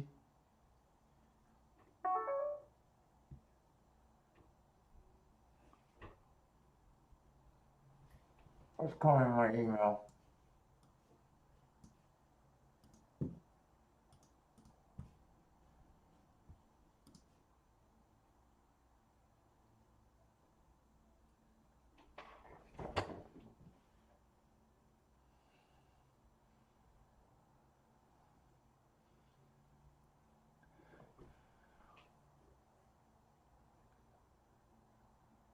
Marco Lou likes the 9 at Woodbine. Woo, 40 to 1, 40, 50 to 1.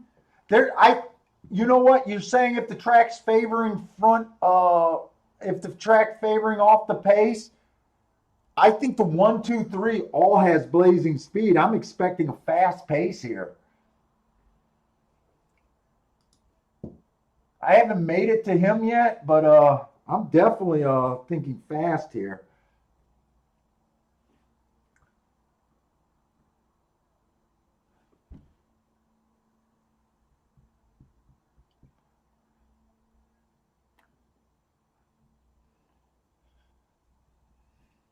The 5 ran against the bias 2 races ago. Last race, it was just a 1 race sample. He's making a significant class drop. That kind of makes sense.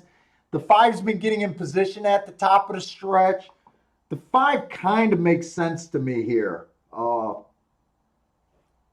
As far as I got.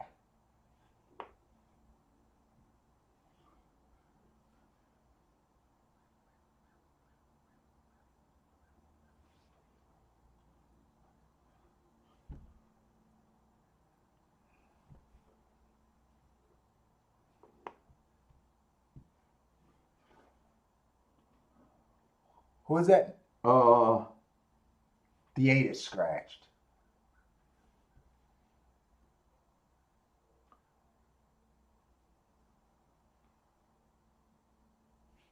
Seven just looks like he chased the slow pace last race. He makes a bit of sense to me. What is he at? About 5 to 1. The 8 is out. I want to see Marco lose 9 horse August 20th. August 20th was favoring Stalkers. He was a closer that day.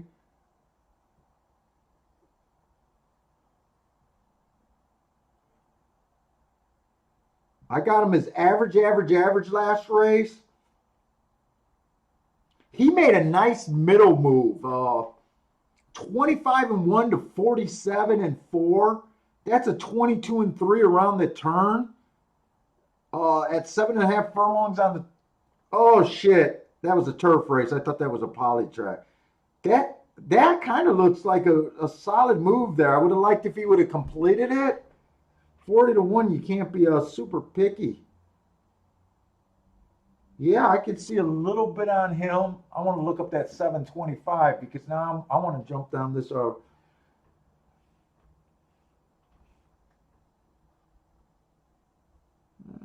and 4. I don't know if I care for his July 25th race. July 5th. That's 7 furlongs on the dirt. He probably was not suited for that. I wish that August 20th race I could rate. I really wish I knew. Sometimes I got to be careful. These turf times are sometimes super fast just because of the nature that a lot of times turf just runs faster times. Right now, I kind of think 5's a fair value at about 9 to 2. Off of that big drop.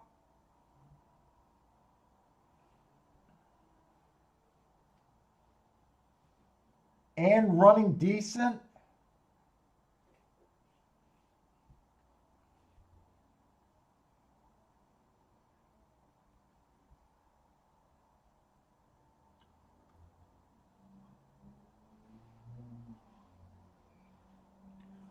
Outside stalker.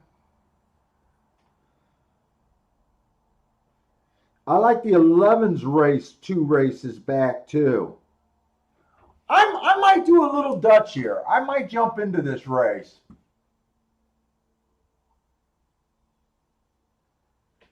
Parsons is interested in Woodbine. He got the exact 1 and 6 to the 5, 7, 9, 10 at Woodbine.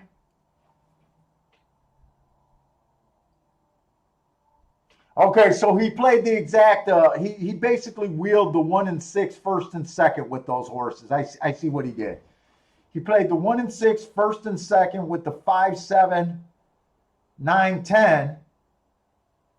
But if the exact come 1, 6, 6, 1, you don't have nothing, Parsons. I guess you're willing for that to happen. If your top 2 choices win in place, you won't have anything, and the one's 11 to 1. And then he's playing 1 and 6 in the double. That's the only weakness in that ticket, on your opinion, I think. Unless you don't believe both of those can hit the board together.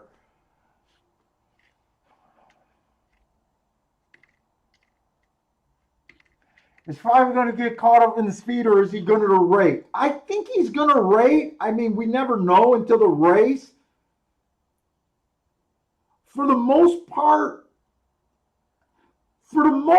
he rates. I see sometimes where he's more on the lead. It's, to me, that always looks like it's going to be a jockey decision.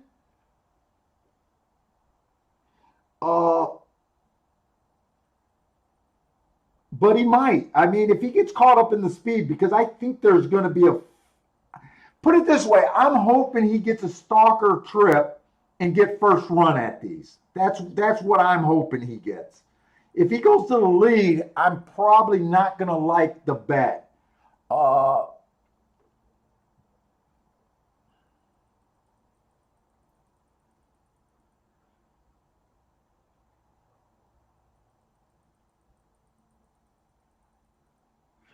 I almost want to use your 9 horse, Marco. The thing that's making me hard to do the 9, I think the 9, if he closes, can close. I keep looking at the top of the stretch, and he's never within 3. Oh, shit. I want to bet this.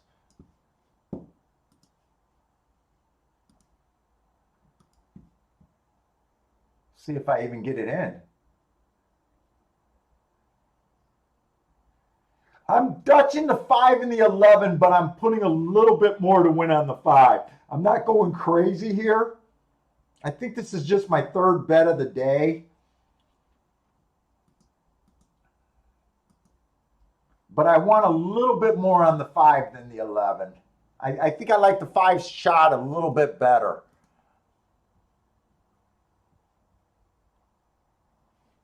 I'm a little surprised that the 6 is favored over the 5 horse. I really thought 5 should be the favorite here in my book.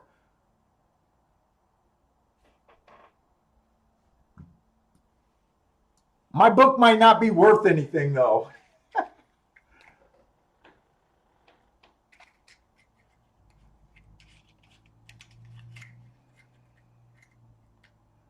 Oh, Marco Lou, you might have called it. You might have called it right. The 5 did back off a little bit. Okay. Okay, I'm okay with this ride by the 5. The 11 horse. Why did I not have him on the lead?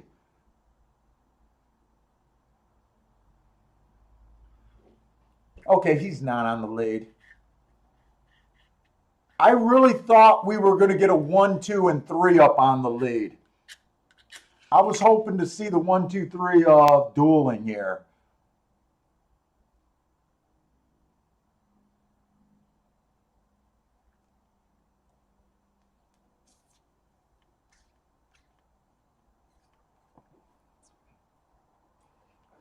And I hate the first fraction, 48 and 4, 49 and 2. If they come from off the pace on that, that seems awfully slow to me.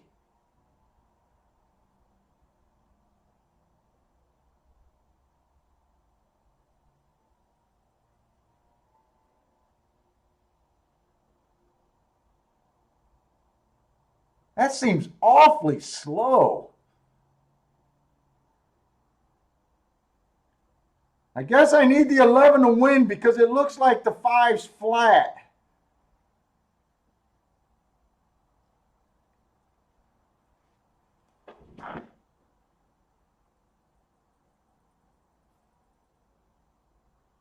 That is not the ride that I expected that 2 to give.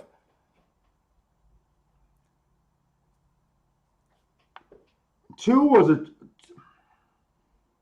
Ah, shit. I did not expect the 2 to come off the pace. That's a triple triangle horse.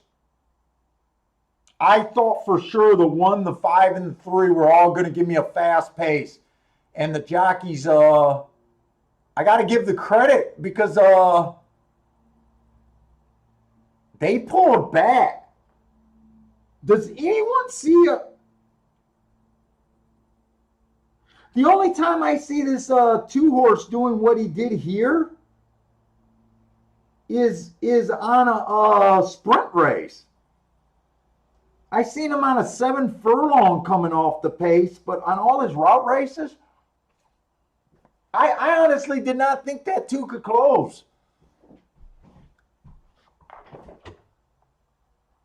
Oh, I didn't even think the 11 held on for second. Dude, Woodbine is not my friend. They're supposed to be friendly at in Canada, and they ran me out of Canada.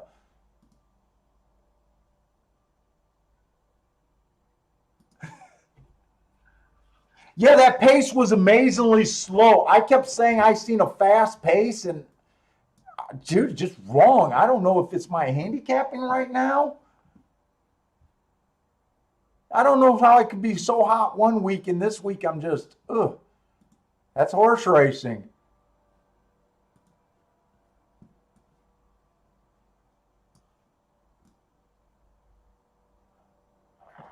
This is the second race at Arlington.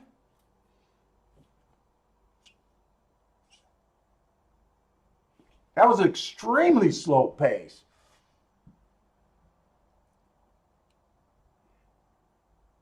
The problem is with that pace, I would have expected that 11 to hold up.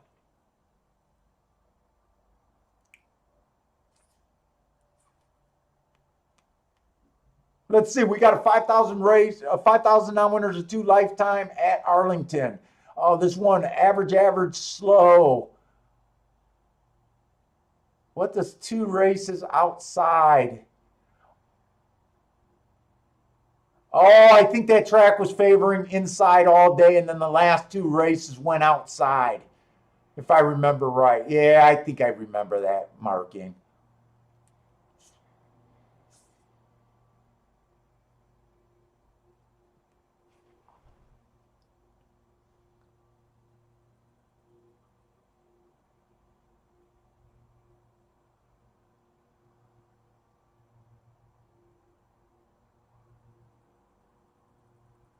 Dude. How's this 2-horse going off at 17 to 1? Did I really see that at Arlington? Did I really see that 2 at 17 to 1 at Arlington? 20 to 1? I'm going to jump in and do a really small bet on the 2 and the 3 here.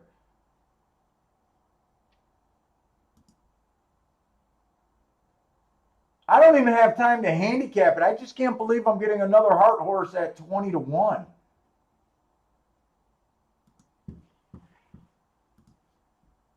This is my loose play of the day right here. I think 4 was another fast horse. No. Oh, wait, this is the wrong form.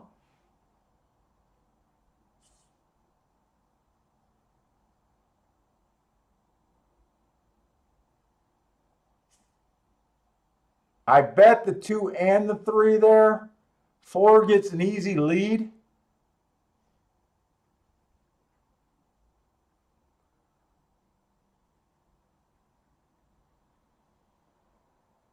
Mm.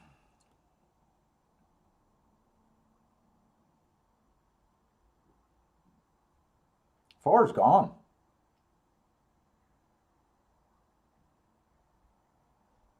Three looks like he's going to hit the rail.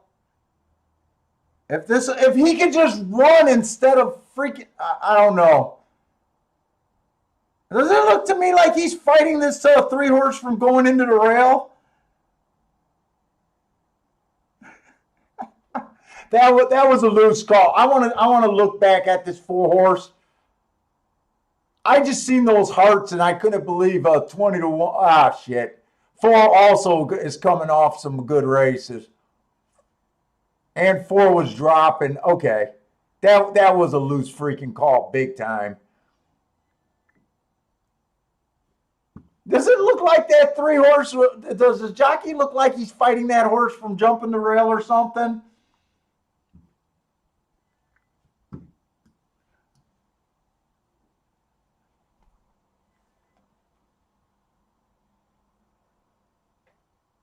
I'm not going to worry about this damn race.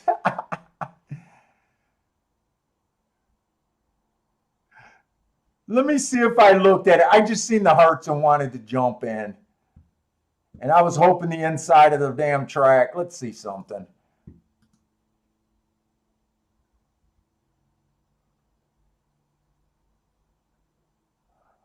Oh,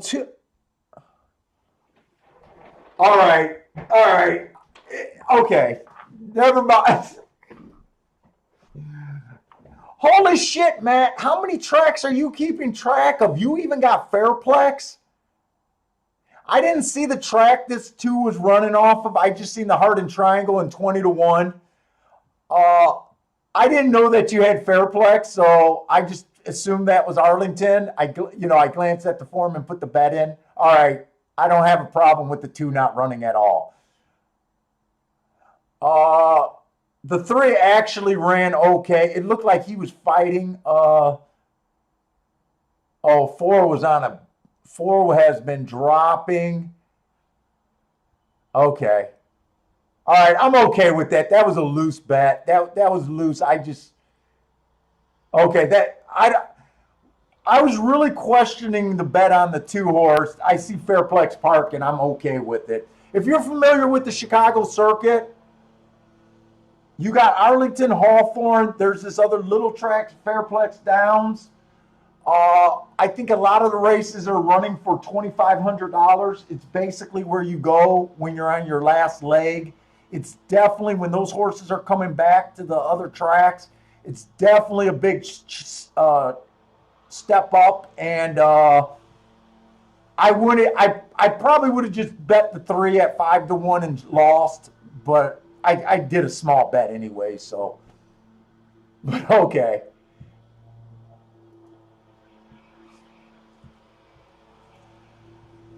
I didn't know that Parsons. Man, Parsons, what are you doing over there with all these extra tracks?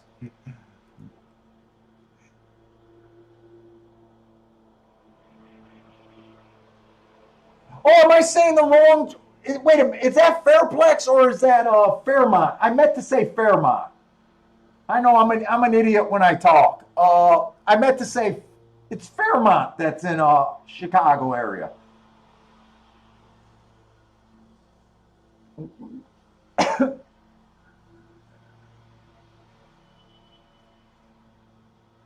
Gulfstream, I'm okay with avoiding right now. When I really get this where I'm questioning about what's going on, just don't let it be a long shot unless you guys are on it. Don't let it be this 7, and don't let him have all hearts. Don't let him win. How about that? Let me keep my sanity. I don't want to have a meltdown.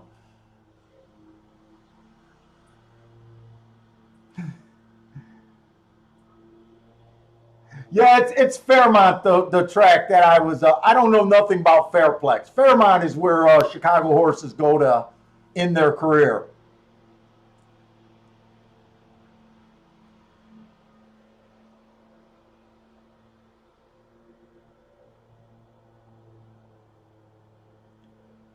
Boy, this 50 to 1 is. I mean, fuck, he's trying, isn't he?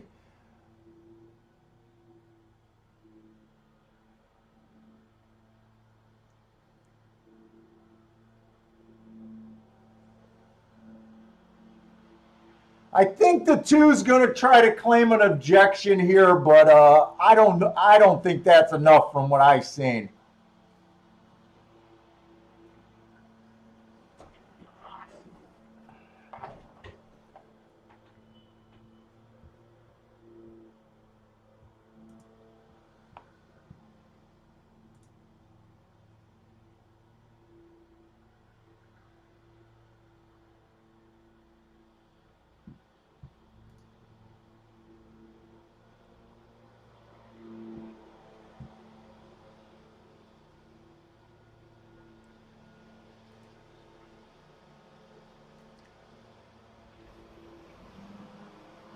What was that race?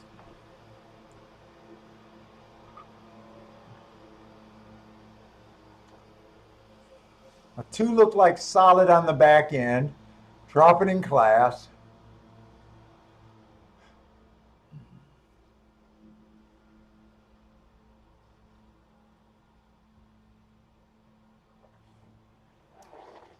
Six is a route to sprint winner. Is that who won that race? I'm in the right race, right?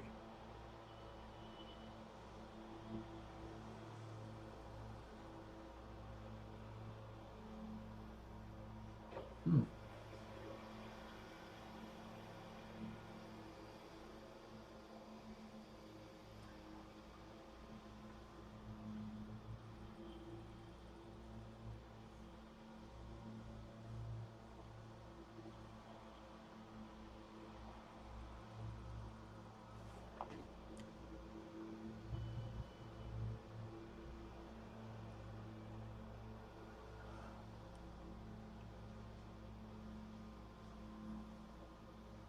I'm glad I didn't take a shot. I'm glad I didn't have time to handicap this race.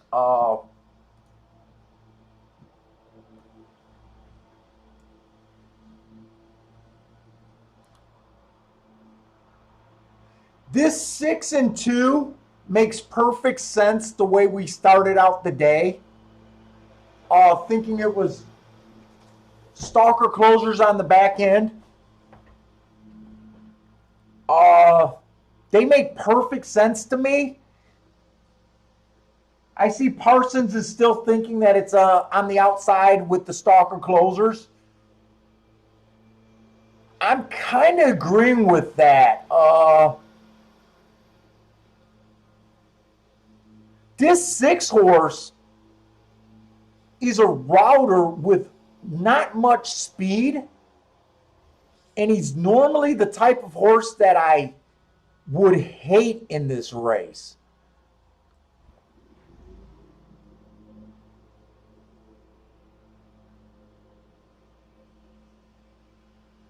Wait a minute. Yeah, no, I'm looking at the right horse. These small numbers are throwing me off. Yeah, so he's the type of horse that I normally disdain, especially at Gulfstream. Route to sprint.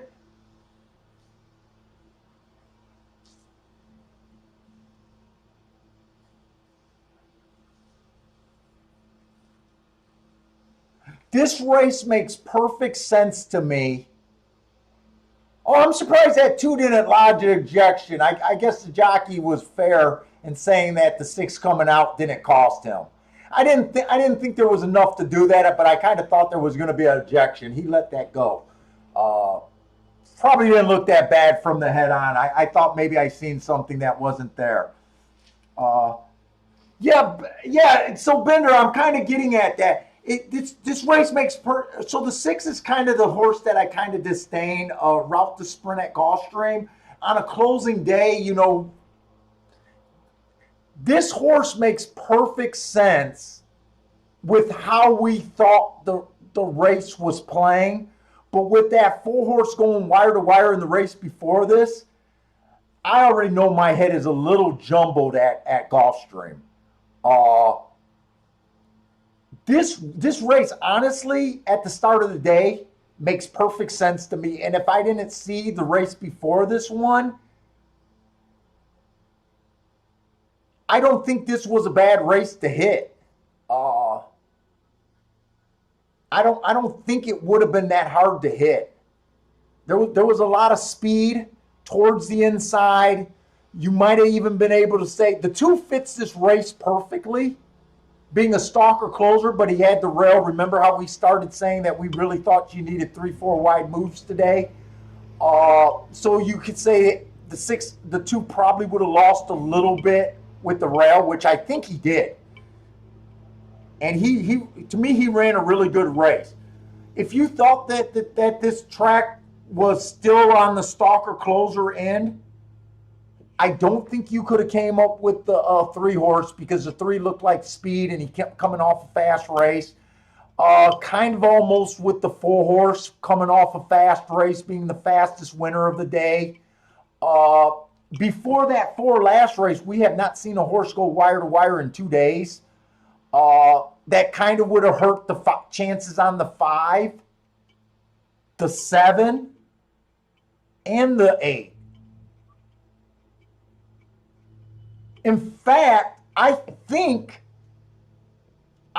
with this race being the 8th race of the day and not the 2nd or 3rd race of the day, I think if this race was 2nd, 3rd race of the day, the way we went into this track race, I think there was a good chance we hit that exacta or possibly just the 6 to win. But, right now, dude, I'm okay with taking it easy. And when I have a little bit of confusion about the track right now.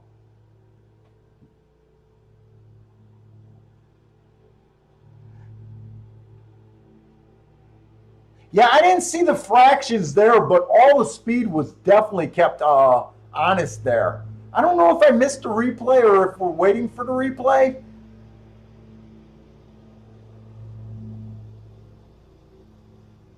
Trev is a solid horse. He's one of those hard knockers that we like on this show. Trev is up there kind of one of those horses that kind of commands respect at Gulfstream. I'm looking at his record. Last year he won 6 of 4, and this year he was 1 for 1.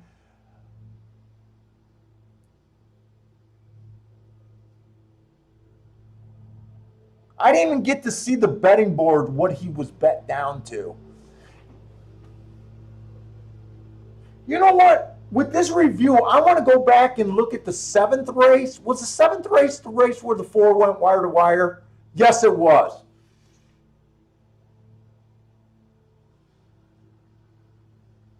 You know what? I got another question. Was the 7th race the only 5 furlong race of the day? I remember when we started off handicapping this 7th race, saying that this was a 5 furlong race, and if any horse went, I wonder if that extra furlong, was that the only other 5 furlong sprint we seen today? I got a feeling it might have been. That was 6.5. The 3rd race was a 5 furlong race. And they definitely did not go wire to wire there. Dude, I got a feeling when all said and done, I got a feeling that this track is going to end up being labeled on the stalker and closer kind of day.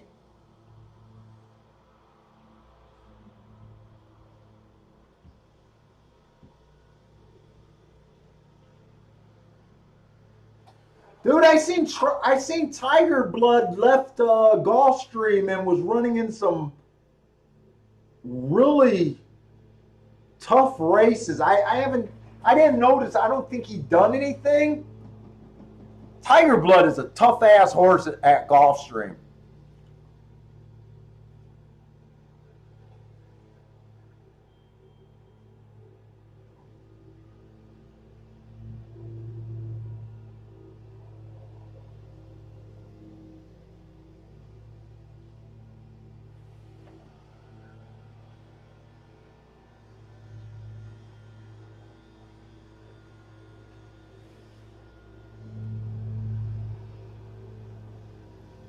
Hey Parsons, are you thinking this three's a bet back because you thought he had more horse and the door kind of closed for him?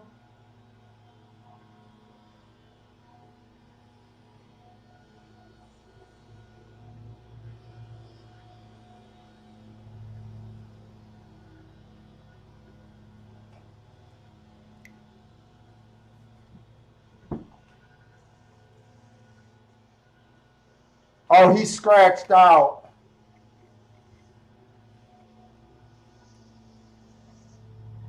Hey Rex, are you asking if the Stronach 5 is worth playing? I think I seen that it was canceled today.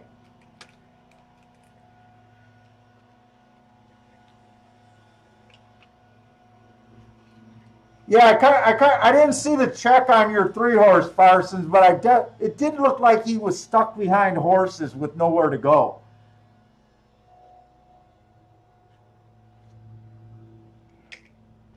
I thought I seen that the Stronach 5 was a scratch today. I might be wrong because I don't follow it.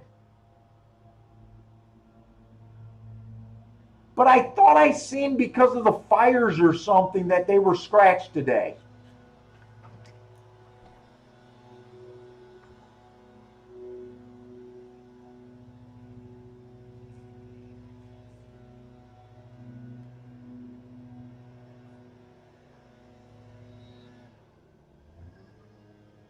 Yeah, that's what I thought I seen. I thought I seen it was canceled.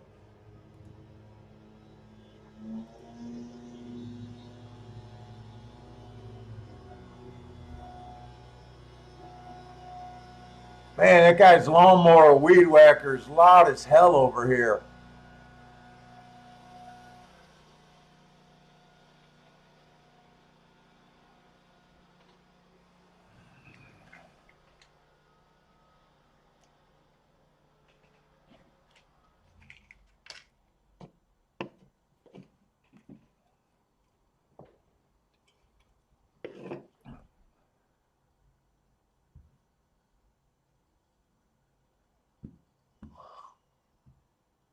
I'm going to look at this Gulfstream race. I really don't know if it's worth playing. Uh, my first thought is it's probably not worth playing because it's a 5-horse field. But they're betting this they're betting this 1-horse on the rail. If he stays at 4-5, there might be an opportunity to get around him. Uh, I played very little today, so which is good because I didn't cash anything. Uh, I think I'm going to keep my eye open for this race. Let's see what this race is about. So we got a maiden claiming 25,000. It's going to be a mile on the dirt. The 1-horse been running sprint races. Oh, he kind of looks like that 1-horse that ran away from the field and hit earlier. Uh, that horse that pretty much wired at even money at a mile. He almost looks like him. I expect him to probably go to the lead. Hopefully there's pressure in this race, but we'll see. Last race was a speed favoring track. He didn't get the lead. He was average. He was in position at the top of the stretch. I don't think that's a bad race at all. 2 races ago, he came out average, went too fast to win at the half, and was average at the finish. So I think he's probably pretty safe to call him as a speed horse. Is this a 2-year? No, this is a 3-year-old race. It just so happens that there's going to be two sprinters in this race. The two's coming out of the exact same race as the one. He didn't run a lick. He hit the gate, steadied. Only race of his career. Who knows? Even at 10-1, I mean, that's too many ifs for me to jump on him and say anything. Oh, the horse I'm going to look up. I got enough time to look him up, and I will look him up. He's been running some, just at the looks last. You know what? I'm going to look him up right now.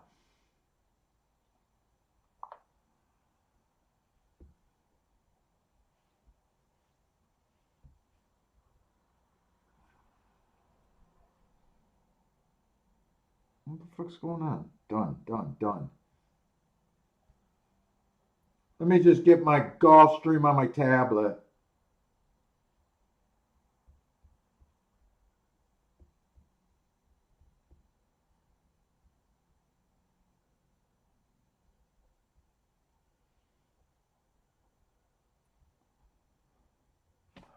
I want to look up this horse. Where's my damn mouse?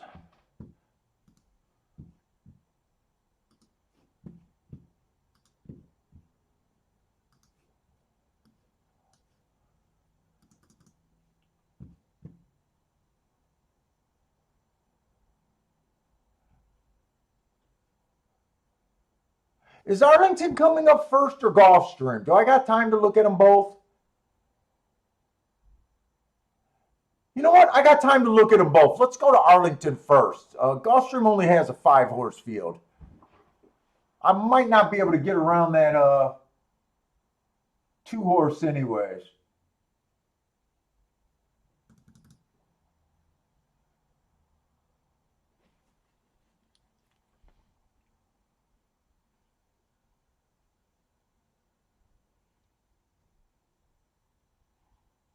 And you know what? I'm just glancing at this Gulfstream race before I officially leave it. I mean, I don't like speed figures, but speed figure wise, they're really going to have to improve to beat this 2-horse. I guess to me right now, the 2-horse loses if he can't handle the distance or if there's a bias on the inside or against the inside. It might not be the best. So I'm going to go over to Arlington. Someone asked about Arlington. Let's look at Arlington.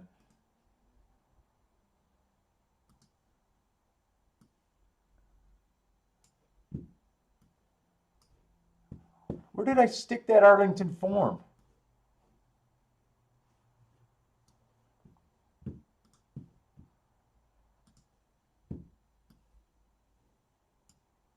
Fuck did I stick that form? Just download it again.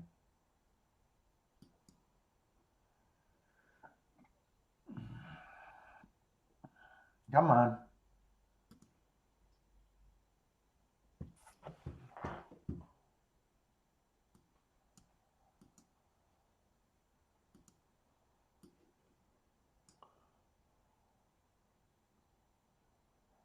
Going in the third race at Arlington, we got 5 furlongs. Is this going to be dirt or turf? Oh, wait, I know how to do that. Oh, this is actually going to be a turf race at Arlington. What's up, Bentley? Oh, yeah, you know it's about time, huh? Your clock is telling me it's about time to come in here.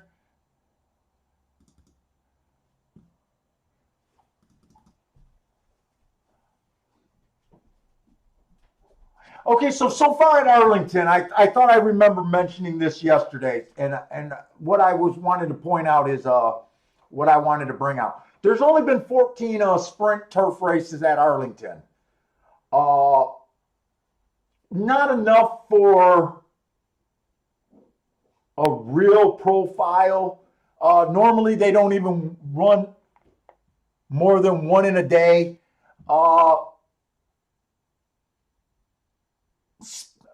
The rail has won 9 of the 14 races. Post 1 through 3 has won 9 of the 14 races.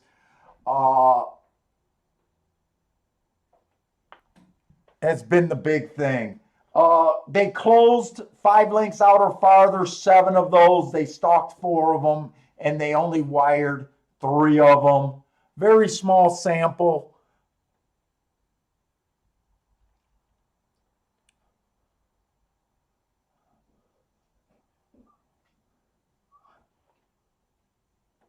So this one horse, middle EP, average. That was on the poly 2 races ago. He had the inside.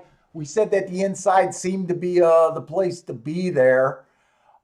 He managed to run second. We said stalkers and closers are, I guess, in a really small sample. I guess he does fit, but he did run with it. I want to see if I found someone on the turf that ran on the outside. This 2-horse, last race was on the turf. The inside was good. He had the 6-hole. He went too fast to win. I might be interested in him. Let's see if he's the only one. 2 races back, this 3 tried the turf. The inside was good that day. You got, so far, everyone seems to be dropping in class. What is this, a 12.5, beating claimers? 2 races ago, this horse had the inside. He went too fast to win at the second call. 3 races ago, he ran against the bike. Wow, he's 12 to 1, 13 to 1.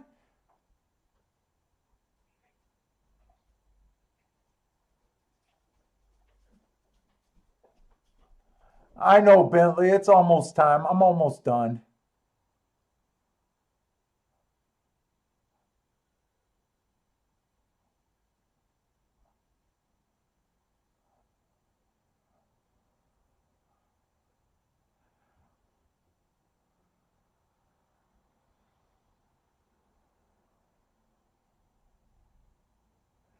Well, I think I'm going to use that little weak profile. I'm going to play to the inside of the track here. Oh, I already got Arlington. Oh, okay.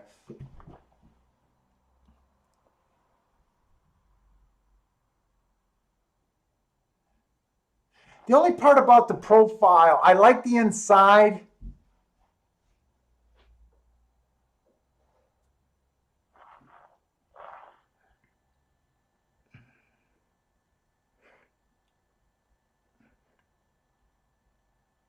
I think I'm going to do a 1, 2, 3 exacta box and a 1 and 3 or 2 and 3 to win.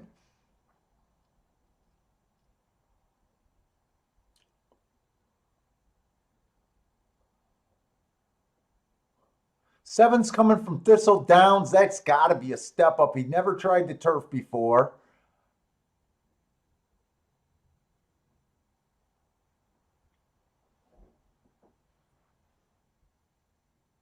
Oh, I thought the 4 was running at 4,000. That's 50,000. Did any of these horses run in the same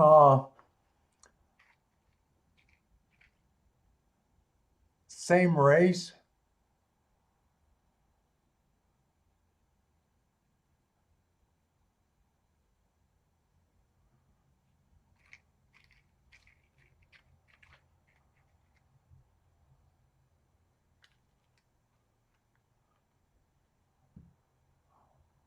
April 15 and August 15 and July 30th. So the 2 and 3 ran together. The 2 got the better of them.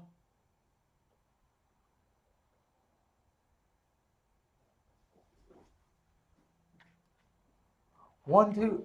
Yeah, I'm going to do that bet. I'm going to do that bet. 1, 2, 3 exacta box. Uh, I'm doing that one.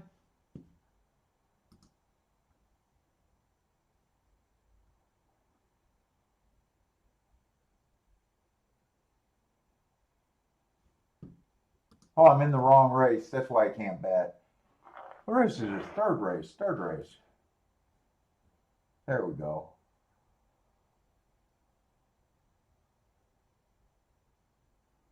1, 2, 3 exacta box. Submit.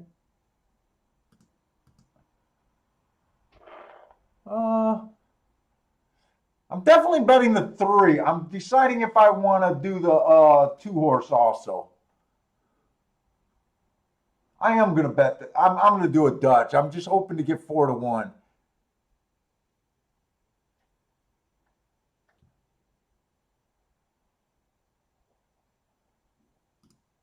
You know what? I'm going to put it in now. Hopefully I'll get 4 to 1 because I really wanted to look at Gulfstream anyways. I'm bring this video over to Gulfstream. Gulfstream ended up being 0 minutes to post.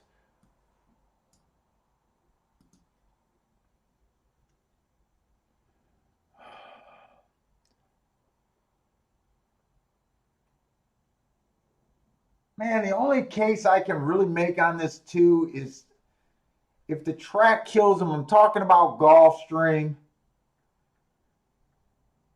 Is the 6 horse at 3 to 1. And then the other horse is the 4 horse at 3 to 1. The exactas aren't worth it. I'm probably going to leave that race alone, I guess. I don't think Gulfstream is looking any good here. See which one of those go off first.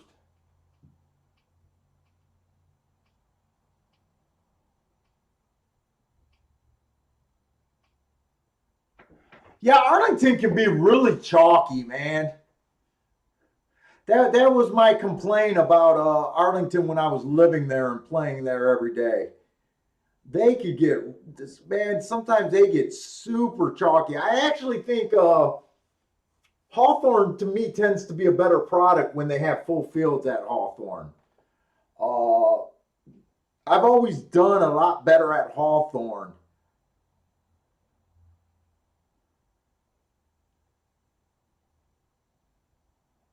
In fact, most of the days when I had my box at Arlington and sitting out there right on the finish line, I was playing other tracks more than I was playing Arlington most days.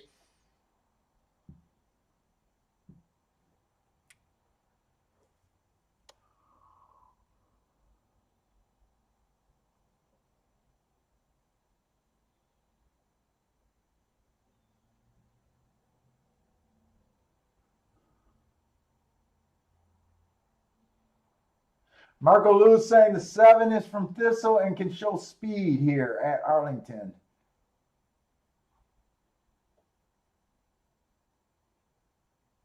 Wait, are we off the turf at Arlington? Oh, shit. I want to cancel this.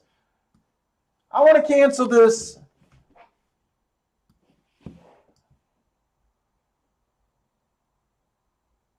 Where's my tickets? Where's my tickets? There it is. I got nothing at Arlington.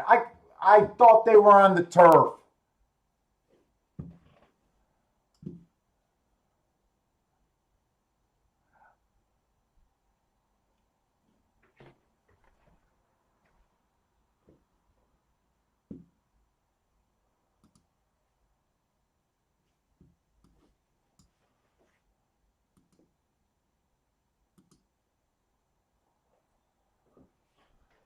I thought they were on the turf and I wanted to do that there.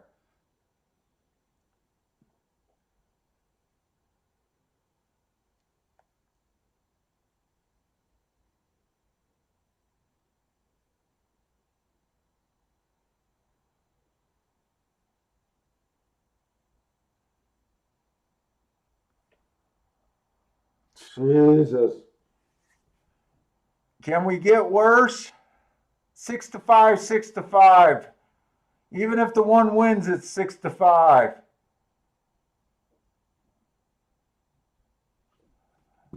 Oh, Arlington, you're so freaking ugly.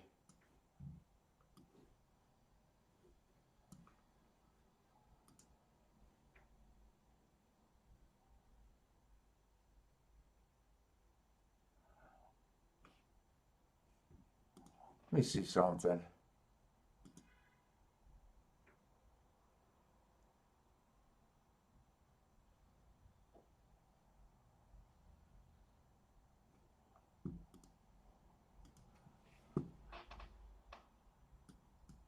Let me flip this over to Gulfstream.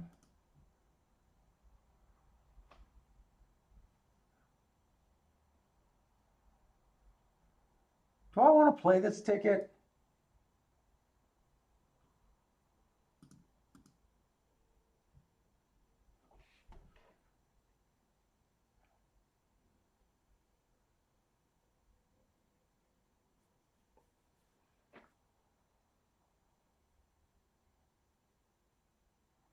I don't think I want. I really want to play this 6 horse to win. But with his odds, I just don't think I can. You know what? I'm going to let Gulfstream go. I'm going to let Gulfstream go.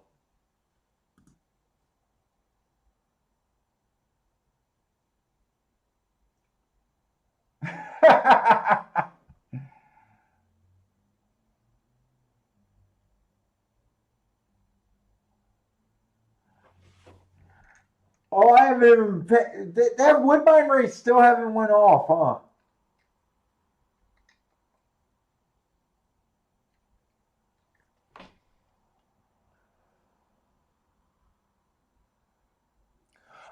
Okay, I'm not playing this race, but I really hope if they beat this one for, especially if it's the 6 or the 4 or really any horse getting an outside stalking off the pace trip. I know how I'm labeling this track.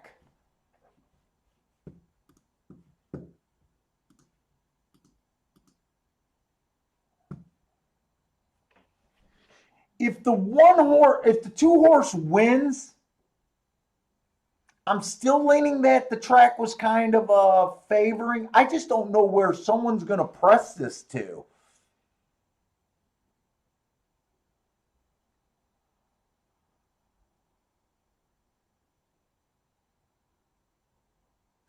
I just don't know how this 2 is going to get pressed unless the track can kill him. I'm hoping to be able to do a live stream on Sunday one day. I'm hoping to get enough sponsorship.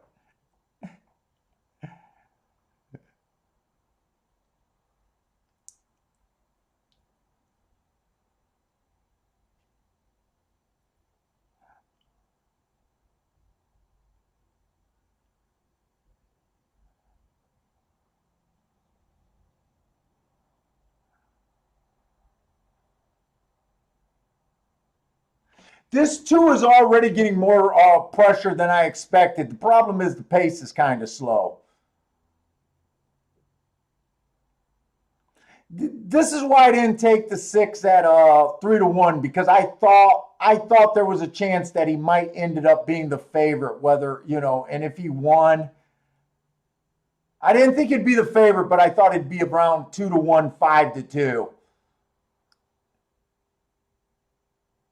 And I just don't want to do a big ticket here just to get a paycheck that's not that great, and I would have still had to beat a horse that's 3-5. This looks exactly like the other race that was on a mile. You had a horse with tons of speed and no one that had any speed. They're not going to beat them. I still think I'm leaning towards, especially at 6 furlongs, that it was a more of a stalker day. I'll have to see how some horses come off of this track and perform next time out.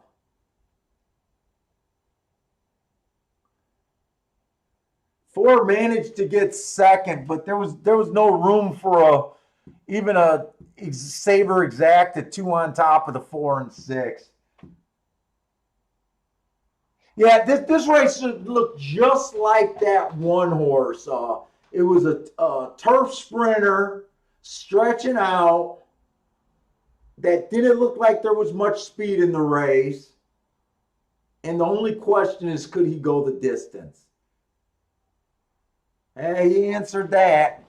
And they both got slowish paces. I didn't see the second call, but 24 and change I thought was, it just felt slow.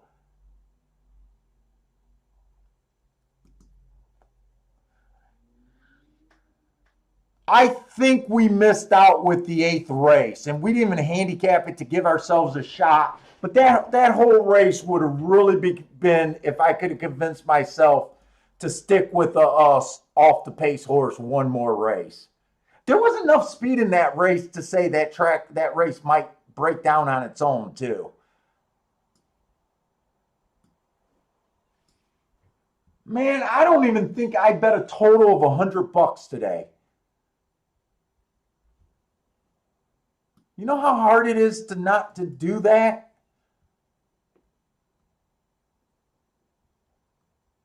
I'm not the biggest players, but I'm not one of the biggest player, but damn. Not being able to bet $100 and I'm looking at multiple cards is almost impossible.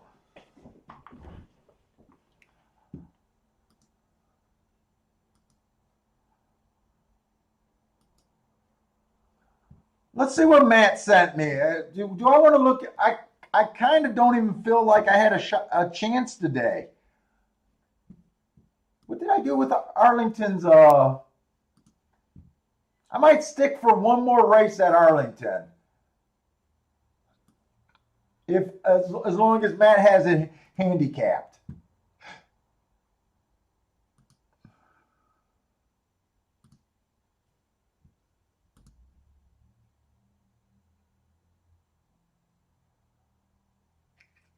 You guys all waited for that Woodbine race, and I don't think it was worth the race with 3 to 5 horse winning it unless you guys were able to hit the exacta there. Where the hell is my...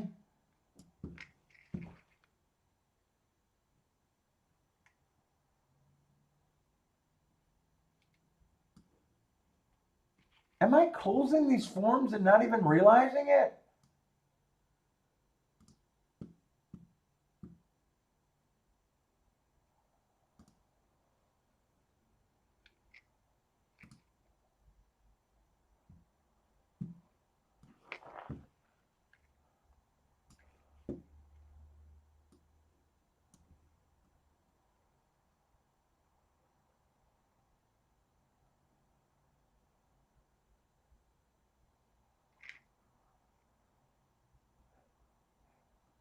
You know what? I'm not going to have anything at this Arlington race. Let's see.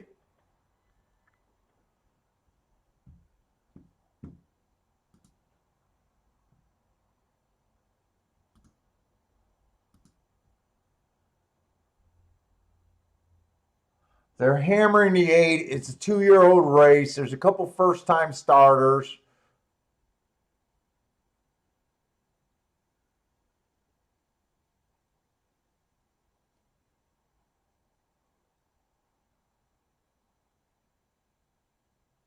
You know what? I might stick around. There's a horse I'm a little interested in. And right now he's at odds. In fact, he's at odds that I'm a little shocked that he's at. I'm a little interested in this 2 horse.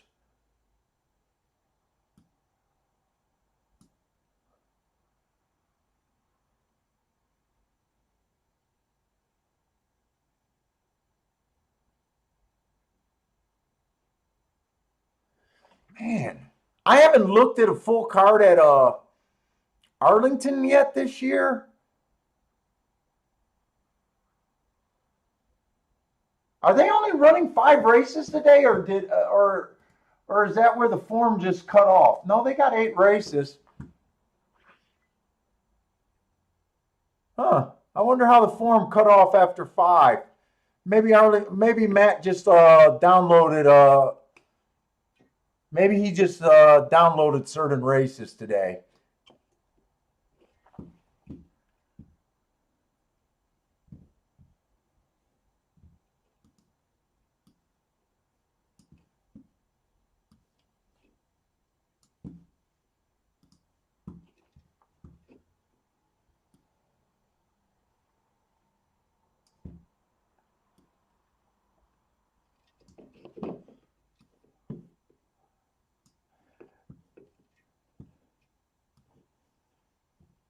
Where's the chat? No, Parsons. I don't really. You know me. When I get done, I get done. It's only 4:30. Wow, Gulfstream seemed to end fast today. That was the last race at Gulfstream.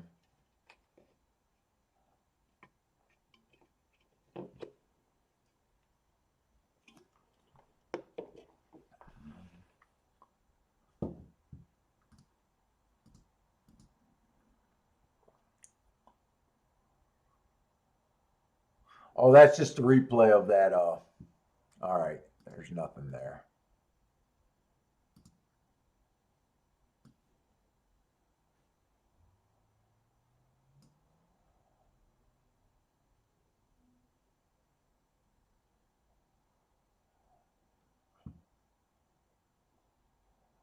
Oh, I want to hear who's Vince is picking.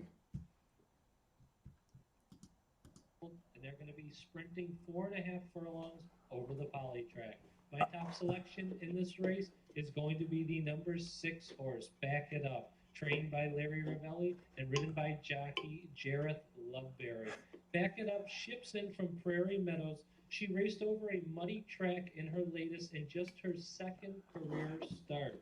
She is back at Arlington again after she raced in her career debut at Arlington over Poly, but she was fractious at the gate and stumbled coming out, costing her valuable lengths. I'm willing to give her another chance today now that she has a couple starts under her belt despite the previous showings, and the drop in class to the lowest level of her career should help her chances even more so today. Leading track rider Jareth Loveberry switches mounts with Chris Amy 2 for this one after the two rode the opposite Ravelli runners on July 25th. And that might give an indication that Back It Up has the better chance out of the two in here, as Loveberry is Ravelli's A. Real light. My second selection in race number 4, I'm going to go with the number 2 horse in here, Abmar, trained by John Wainwright and ridden by jockey Year. All right, Vince. I had enough. I remember Vince when I used to go to the track there. This is his first year being a race analyst. He used to work at the track when I used to be there.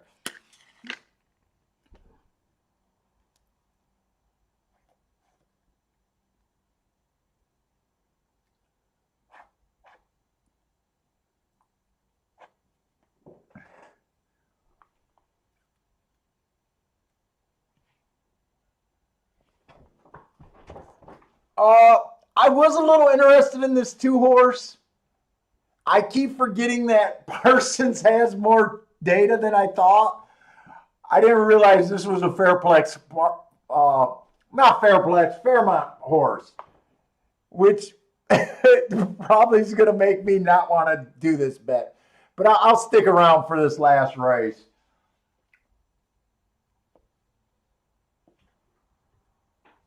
Hey, what's up, Rob? I didn't know. I think Vince goes by Mr. Arlington. I know that's his Twitter handle.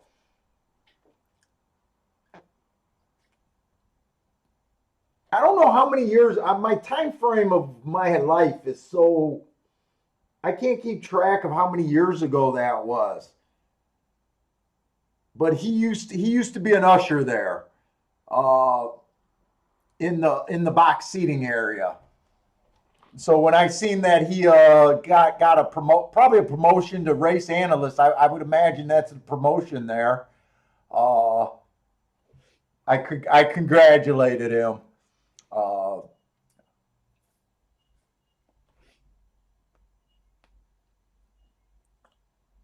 So like always, I don't follow anybody's picks, but I just wanted to hear my man Vince out there.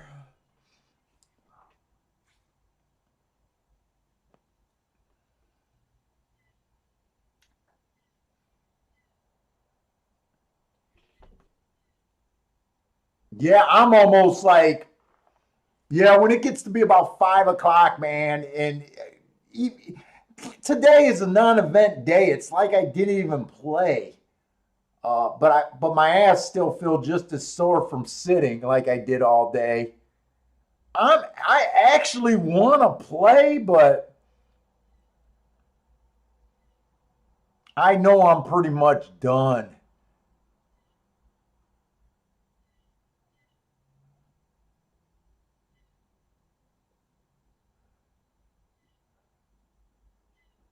Too bad Arlington couldn't have been a little better of a product today.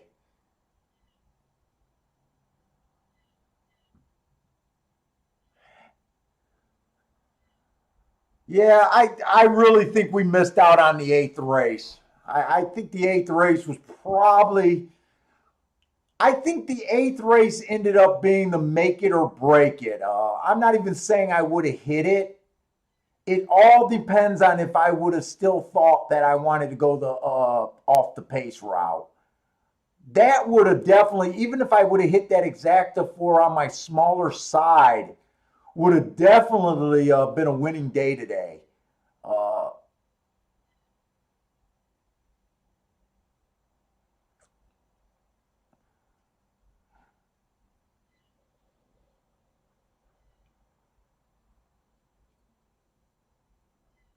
but other than that, I don't feel like there was any real. I don't feel like really we could have done anything too different. And dude, the chat room started out hot today too.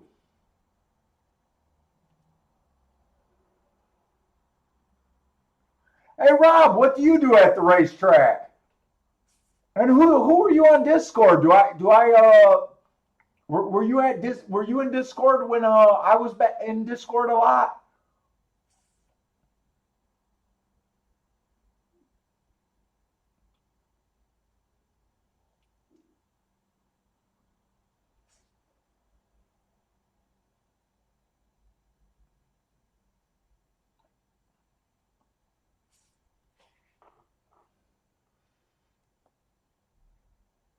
I remember another dude that worked. I don't know if he worked at a racetrack, but he was a. I think he was a ticket teller or worked for an ADW ticket teller thing. Who used to play at Discord. Hey, what's up, Pam?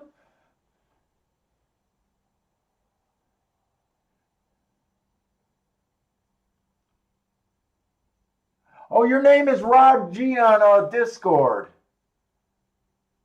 Yeah, I don't remember. I was Papo on Discord.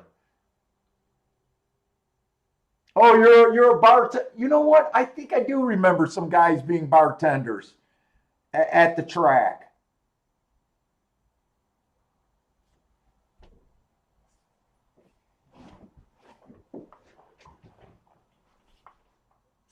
Over there in Canterbury.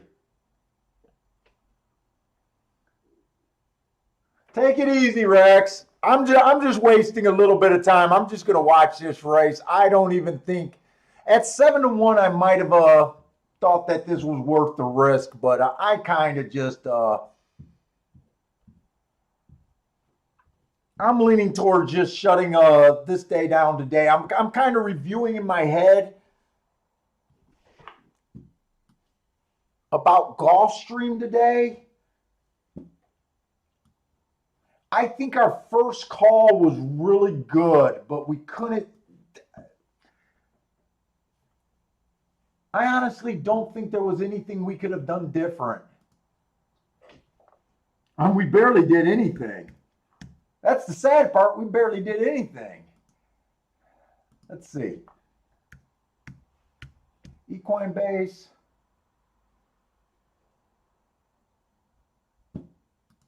Trying to look at this.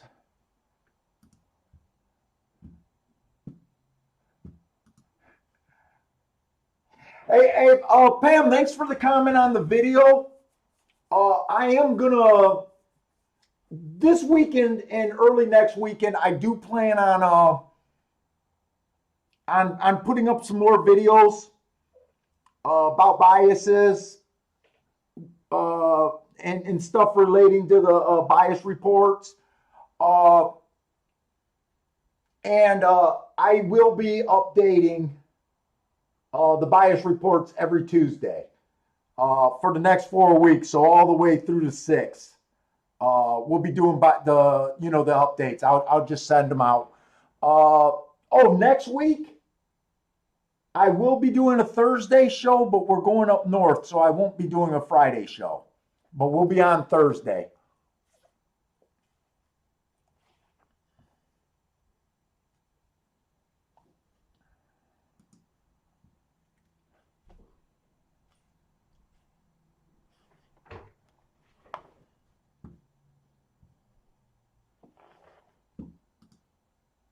Wanted to look at Gulfstream one more time.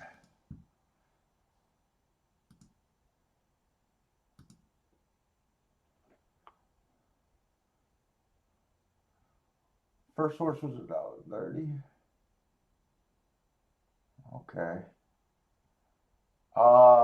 First race we didn't play. Second race they didn't play.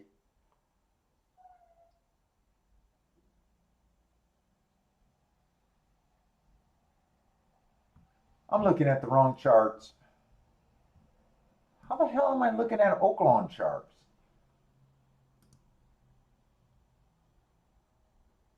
I don't even know.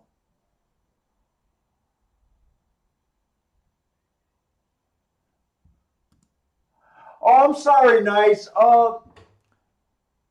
The bias reports, if you're interested, I'm doing them $30 a month. I update them every week. If you want to get in touch with me, handicappingpaul@outlook.com. If you didn't get that, I can't type. I can't sign in and type. I don't know how to use this new streaming software. They're forcing me to type in, so if someone could just put that up for you. Right now, because I'm just starting, I'm putting just accepting payments through PayPal. I also on my YouTube page, I got a couple. The bias report announcements. You'll be able to see my email on that, handicappingpaul@outlook.com. You'll just want to contact me, let me know you're interested, especially if you want to send money to PayPal, and just to make sure I'm sending it to the right email. Otherwise, I send it to the email that you used with PayPal. So I just started this week. I mean, I kept the databases forever. I just started this week. I'm going to make some videos about them, kind of how I use them, kind of how they're good for spotting biases, how to get started in them. I'm going to do some bias theory videos. I've been working on them. It's just hard for me to get my thoughts on camera. So, I mean, I'm kind of excited about them. And I'm hoping to get good feedback on them, or bad feedback. If they suck, let me know too. But I think they'll be a help. But they are for people that are handicappers. They are for people that been playing the game, and that kind of that understand a little bit about handicapping. If you're just starting. Give them time. I wouldn't invest in them early. And I did not pull the trigger on the 2. I kind of lost interest in this race. The 2 went down to 3-1. I'm definitely not interested in a Fairmont horse coming to Arlington at such a short price. And then I think the other 2 options were being bet to at short prices. So I think today's just a day that I'm done.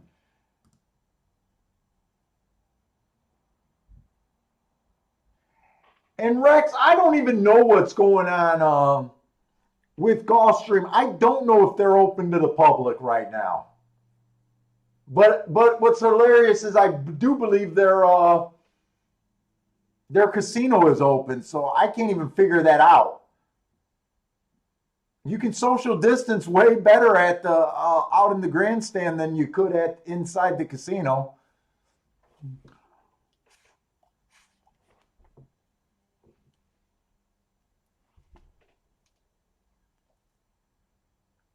Oh, and nice for those for the bias reports. I'm doing the circuits for New York, Kentucky, New York, and Florida. So you get all three of them for that price. You get all three of them right now. Kentucky is done at Churchill. I'll be doing Kentucky Downs. Then I think they either go back to Churchill or they go to Keelan, but it's just going to be the circuit information.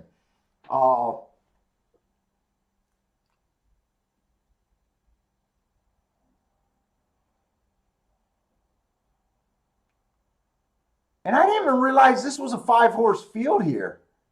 Is this a 5-horse field?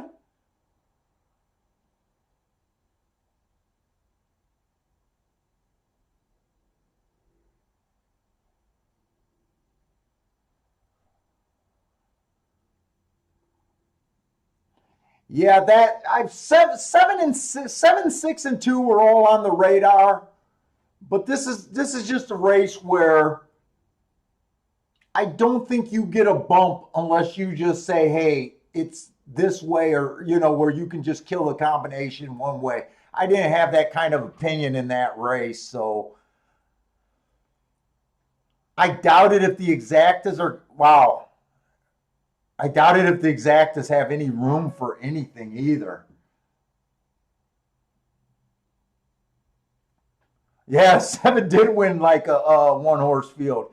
I think the 2 for coming from Fairplex ran pretty good. It kind of looks like, I don't know if the 2 really got tired there or if the 2's jockey kind of got spooked being a sandwich between the 6 didn't do anything to him, but they were close, and I'm not sure, but for these prices, it's not even worth worrying about, really. But Fairplex, I keep calling it Fairplex. Fairmont horses definitely are stepping up when they go to Arlington Park. They're definitely stepping up.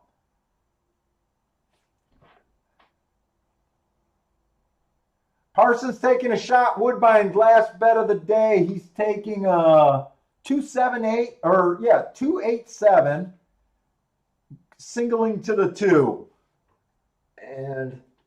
But anyways, guys, thanks for joining me today. Sorry today we couldn't find any fireworks, but it was just one of those days where it was just an eventful, kind of chalky filled day. Yeah, they are stepping up when they go anywhere. You know what? There was one time when in the winter meet at Hawthorne, Fairmont Park horses were able to ship there for like the first week and do really well, but that was mainly because they were running and the other horses weren't. But that angle literally lasted like a week long. It didn't last very long. And then it just came that they were done. The pick 4 at Arlington paid $50. Yeah, that's bad. But anyways, guys, thanks a lot for joining me today. Stay safe as always. Like I said, I'll be here next Thursday. Definitely plan on putting out some content over the weekend or beginning of next week sometime. And if you already got the bias reports, thank you. And the updates will be coming. I always get them done on Tuesday. I usually get them done on Tuesday unless something goes wrong. But they just expect them to come Tuesday, probably. I'd say probably Tuesday evening.